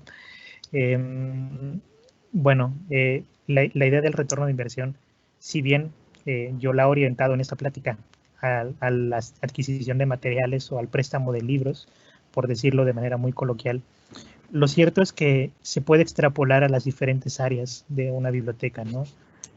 Puedes hacer un retorno de inversión incluso del servicio de préstamo de computadoras, no sé si de fotocopiados, si no está subrogado a una empresa, como otro tipo de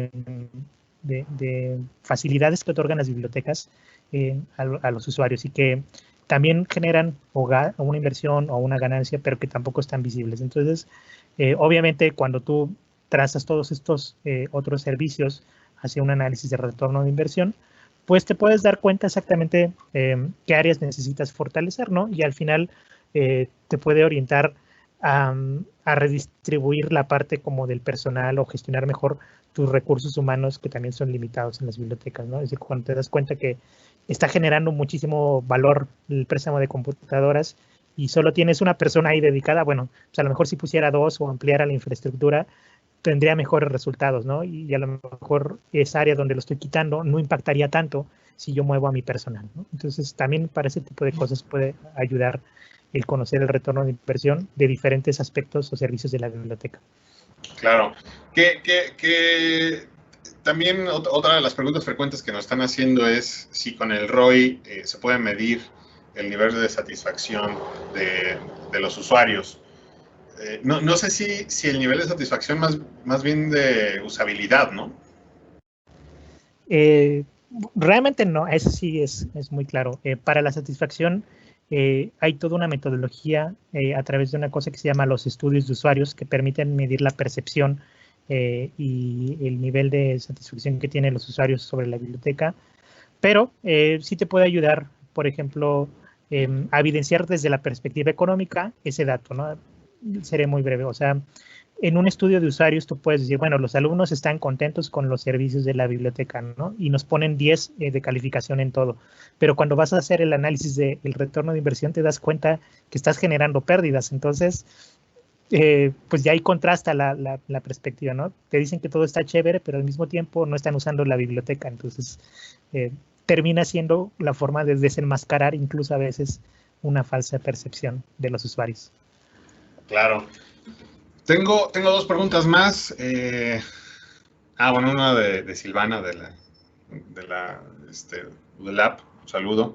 Si la herramienta, supongo que se refieren a la calculadora, fue diseñada por nosotros. Sí fue diseñada por nosotros. Esta calculadora se las vamos a regalar. Y también les vamos a regalar un porcentaje para las asesorías de capacitación sobre ROI, que son con Valentín. Ya al final les explicaré cómo es la cuestión. Pero sobre la calculadora, sí vamos a otorgarla como también un descuento. ¿Se puede aplicar para las compras de revistas electrónicas, colecciones o recursos? Sí, totalmente, ¿no? O sea, tú lo puedes hacer de lo más general, que es querer evaluar todo el acervo, así como de un vistazo, ¿no? Y darte un panorama, como lo hicimos en el ejercicio del presupuesto del UNAM, pero definitivamente lo puedes orientar ya sea a una colección o a un tipo de material, ¿no? E incluso podrías hacer el comparativo después, decir, bueno, para las revistas me está generando un retorno de inversión de tanto, comparado con los libros. Y al final eso resulta interesante porque entonces te puedes dar cuenta hacia dónde tienes que mover como el dinero para la compra de materiales. Perfecto. Bueno, esas fueron ahorita todas las preguntas respecto al tema de ROI. Lo que vamos a hacer es, ahorita con Irwin nos va a decir bien qué es lo que necesitamos. Veo mucho interés, sobre todo en la parte de la calculadora ROI que tenemos. Esta calculadora se las vamos a regalar. Ahorita Irwin nos va a decir cómo va a ser el contacto. Y parte de los servicios de Ignite es que nos hemos transformado también hacia las asesorías, hacia los cursos. Uno de las asesorías que tenemos justamente es la capacitación sobre el ROI, que es con Valentín. En también les vamos a otorgar un porcentaje de descuento para este curso. Entonces, Irwin, no sé si quieras decirnos cómo se pueden contactar para mandarles tanto la calculadora como el porcentaje. Claro, básicamente en estos momentos ya les proporcioné a través del chat la liga donde ustedes van a poder acceder a esta calculadora. Básicamente, a través de esta, es una landing donde, bueno, pues a través de su nombre, su correo, van a poder acceder a este recurso totalmente gratuito, ¿no? Y es un recurso que pues básicamente está colgado en la red y es para ustedes, para que puedan aprovecharlo y usarlo, ¿no? Posteriormente, bueno, pues se pueden comunicar con nosotros a través de marketing@ignite.la para cualquier duda o comentario que lleguen a tener. Bueno, también nosotros ahí estaremos y en todo caso también nosotros los estaremos buscando para poder entrar en detalles y justamente lo que comentaba Alejandro, para darles como una asesoría. Entonces, de esa forma es como pueden acceder a la calculadora. Perfecto, muchísimas gracias, Mike. Bueno, pues si no hay más preguntas sobre esto, teníamos en el programa otro tema que es respecto al EM Digital. Desgraciadamente, nuestra ponente, Erika Alcántara, del Colegio de Posgraduados, tuvo un inconveniente tecnológico que no pudimos resolver. ¿Qué es lo que vamos a ver aquí? Bueno, vamos a ver LEM Digital, cómo se utiliza, cómo uno de nuestros usuarios con LEM Digital cataloga con esta herramienta, que nos va a poner algunos ejemplos de su día a día usando LEM Digital, viendo también las bondades de que, como decía Michelangelo, ¿no? Sobre los RDA digital, ¿no? Entonces, de la misma forma, las bondades que tiene usar LEM Digital. Desgraciadamente, vamos a tener que posponer esta charla. Vamos a mandarles un correo electrónico diciéndoles cuándo va a ser la nueva fecha. No la estamos cancelando, solamente la estamos moviendo por problemas ahí tecnológicos. Sé que es algo que también les interesa mucho y que, bueno, vamos a hacer con mucho gusto. Entonces, bueno, hasta aquí el día de hoy. Vamos a dejar nuestra jornada. Los invito al último día, al día de mañana, donde, bueno, vamos a tener un tema que nos vamos a salir un poco del tema de bibliotecas. Vamos a ir hacia el tema de laboratorios virtuales, de simuladores virtuales, que también es algo que ahorita, que si bien no es un tema totalmente de bibliotecas, hemos tenido mucho contacto a través de bibliotecas con respecto a estos simuladores. Vamos a tener una charla muy interesante sobre la educación o los nuevos paradigmas de la educación con herramientas de este tipo. Vamos a tener una charla de un colegio fuera de México que también, al igual que como LEM, es un cliente de nosotros, y va a dar su visión de cómo es usar esta herramienta, qué beneficios le ha otorgado, cómo se está manejando, sobre todo en este tema de la pandemia, pero más allá de la pandemia, que es un tema ya muy recurrente, cómo piensan trabajarla después de la pandemia, ¿no? Entonces, pues les agradezco mucho a todos su participación. El día de mañana nos estaremos viendo. Vamos a tener también 2 talleres, uno para la parte de bachillerato, uno para la parte de licenciatura. Entonces vamos a ver todos estos temas educativos el día de mañana. Les agradezco mucho su tiempo y que pasen una excelente tarde.